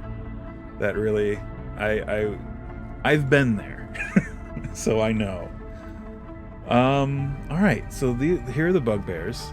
No, not with the mod, but with the TS deployment is going to be looking towards streaming the mini from the board hosts. Oh, so you don't need the mini on the local. That's pretty cool. On the plus side, all my saves were in a separate folder, so I lost nothing but time. Yeah, that's cool. That's good. Sometimes that's bad, but you know, if you have time to spare, I suppose it's not so bad. All right, so just to dress up this cave a bit, because it feels very naked. Let's do miscellaneous exterior. We're gonna do some debris. Just some of this stuff, just around the edges. Just as like stuff that they maybe pillaged, and it's just like, you know, the garbage or the leftover. Or, you know, when you order a bunch of stuff from Amazon and you have those cardboard boxes laying all over the place, that kind of thing. My unarmed cooking Khajiit lives to claw another day. Good. That's great. The interesting builds are always the most fun in Skyrim. No, that's not. We'll just use this area. There we go. Some of this rubble.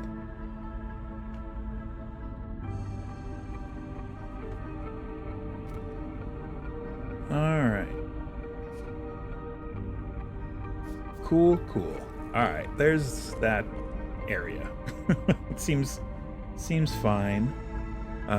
Basically trying not to level anything except heavy armor for Fist of Steel and enchanting for Fortify Unarmed. Nice.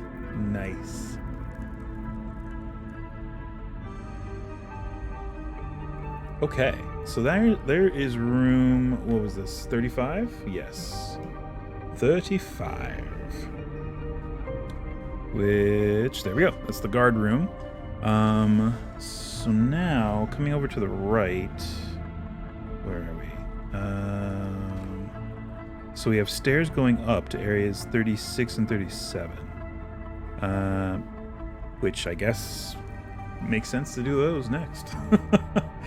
All right, so the stairs going up, I don't know how far they go up. But it's important to note that the complex of rooms that these stairs lead to a complex of natural caverns, which then lead to cave entrance I, which is at the same level as entrance H, which we are on. So the stairs go up, but somewhere in that complex of natural caverns, it has to slope back down to the same level as this floor of the Caves of Chaos. So let's keep that in mind, shall we? Let's go! Moving forward. Let's see here. Cavern lava stairs. Boop and boop. Yep, it's just gonna start right there. I don't really want to do a lead in or anything like. Actually, I guess we probably could, just because the. Know what? No. Oh yeah, the new tiles. I'm digging them. They are very cool, and they are very useful. Like immediately because I need stairs, and the original cavern set didn't have stairs. So yeah, here we'll do it this way, and make that level with that. Beautiful. So this goes up. Oh, this goes out. Okay, the stairs are only for 20 feet. So we only need 4 more of these. And then it levels off. So, okay, that's fine. It has to at least be above this for it to... for me to feel like it's safe. So here, let's see. Let's do that. And then that. And then the floor. This is the real test. Is this going to be above? Ooh, just barely. Just barely. Okay. I accept. That's fine. Okay, well, maybe it's just a little half step below. Because otherwise there's a bit of a gap. All right. That's acceptable, I think. Cool. Alrighty. So now we need to do walls. Walls with this is going to be a little tricky. I guess we can use the new tile set to make it less tricky. Like this guy, which is really... Yeah, I guess it's fine, as long as there's no gap. That's the biggest problem with the cavern tile set, is gaps. I don't like the gaps. There. And to there, right? Yes, correct. And to there. Yup. And there we go. Now we just need to figure out how this branches off from here. So it goes up this 10 feet and then branches to the left after this first 10 feet, but continues up on the right. So like that. And then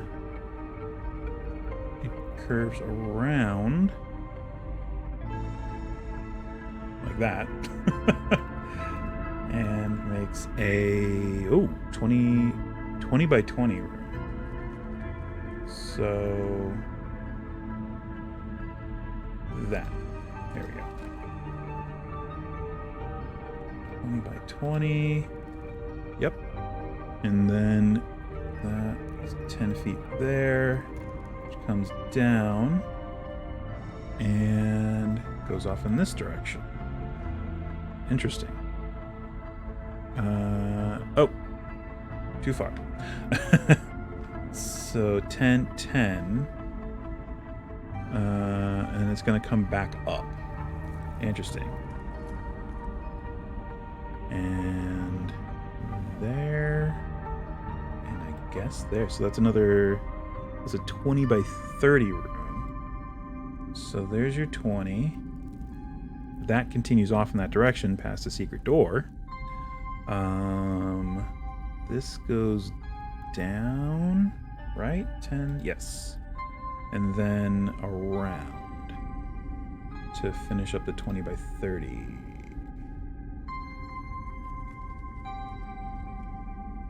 20, 30. Okay. That is an awkwardly shaped complex of rooms. Cool beans.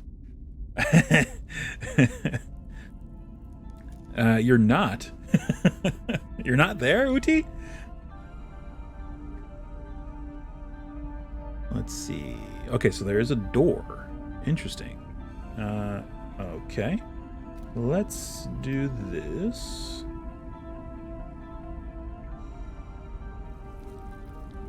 And figure out where the walls are. Probably the most important step. Actually, oh, yep. That's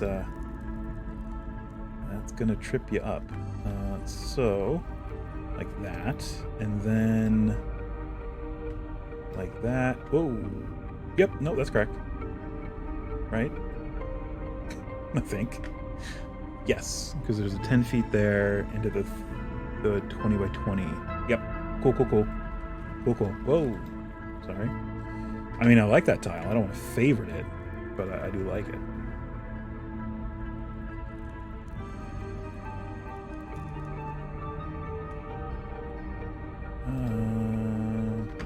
Overlap on that side.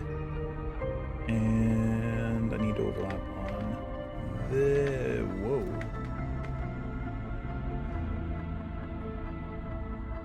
That's it. There we go. Okie dokie. And then that comes back around like so. Oh, there's another door right there too. Interesting. Keep losing my place. Okay, no, we're good. So there, and that comes down, and then that's where the doorway is, and it comes back up. Yep, same way it does over here. That's too far though. There we go. Yeah, okay. Okay, cool. And another corner there. And we may as well put another one over here. Boom. And then this is just going to continue off in this direction.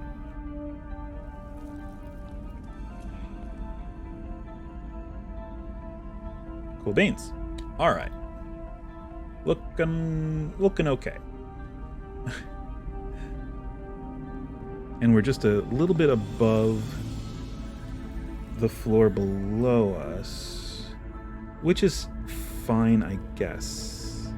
There's no overlap. That's one thing that's I guess a godsend, is that none of these layers are literally on top of each other. So it opens up the possibility for a couple things. We can make pit traps if we really want to. We can improvise some pit traps and not have to worry about the players falling into another layer. And we don't have to worry about, if one's not high enough, it's going to intersect with the top of the one below it. So this is going to just sweep around this way and then dip back down and then poke out over here to cave entrance I. Correct? Yes. Cool. So let's put in some doors, and then we can maybe start on one of these rooms before we have to wrap up stream for the day, sadly, as it has been hours, and I need to go make food. Let's see.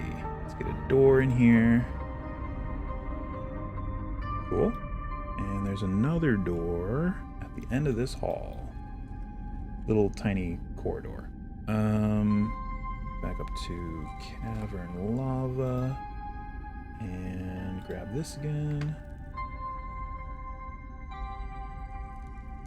There we go. And another door. These might be set the right way. I doubt it though. Oh, that one is! Hooray! This one's not, I guarantee you. Oh, it is! Wow, 2 for 2. Look at that. I definitely incorporate falling into another layer. Yeah, definitely. That would be fun. Like, I know that there are some caves in here that have like non conscious, I guess conscious, sentient. They are sentient, but they're not, you know, low IQ monsters is what I'm going for. So if they, like, the kobolds, for instance, make a pit, which they're at the lower level, so they can't. But if they were at a higher level, they just make a pit trap that drops into the owlbear lair. So it's like, oh well, later, have fun, adventurers, fighting the owlbear. Guess you didn't see that. All right, so let's take a look at Area 37 before we wrap things up. The spoils room. Ooh, okay. The heavy door is locked, and the key is in the pouch of the chieftain, which is mentioned above, which we skipped over. It's fine. Inside is a +1 magic shield, being used as a tray to hold a heap of dried herbs.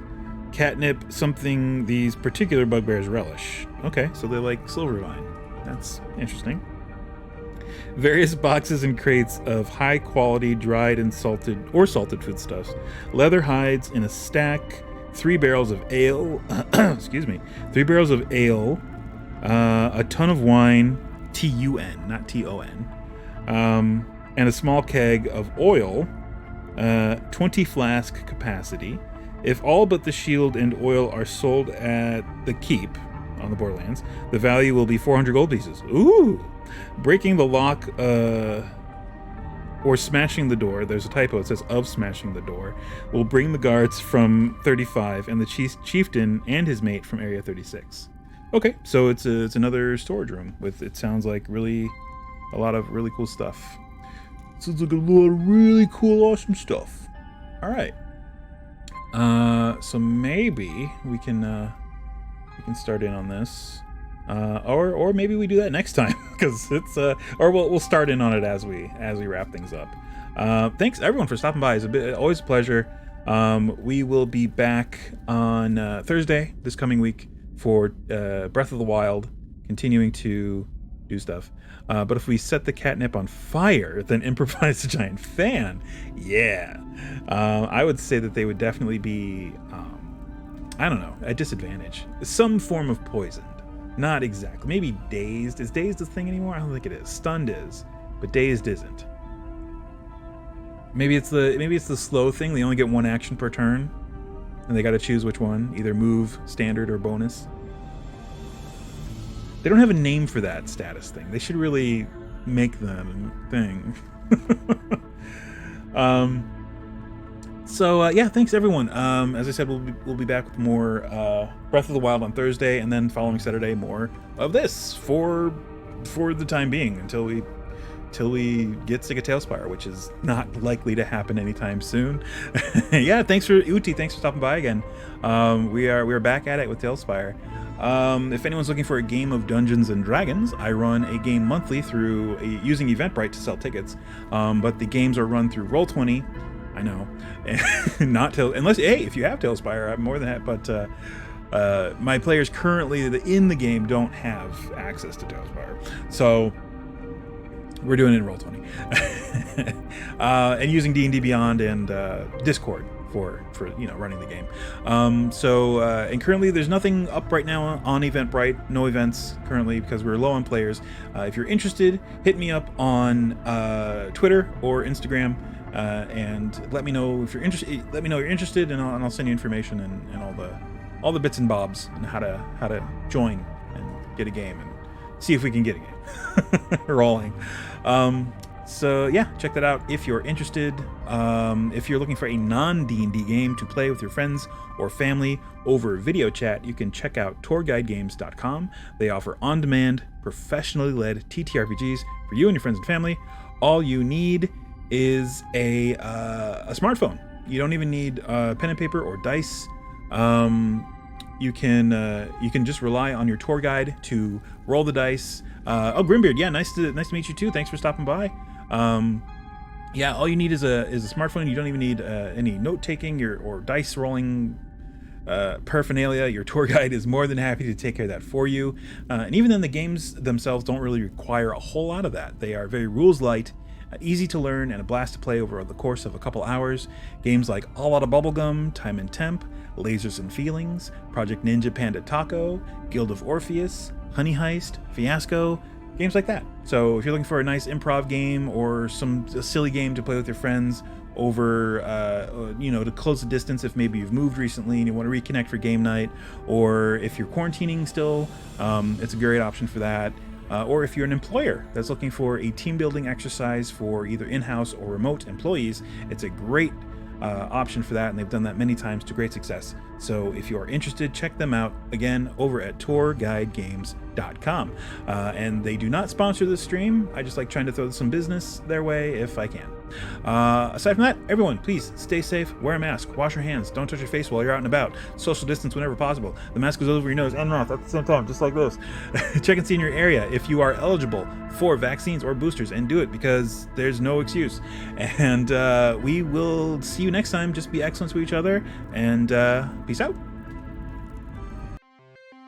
Hey, what's up? If you enjoyed this video, be sure to hit the like button and also hit the bell if you want to know when I post some new stuff.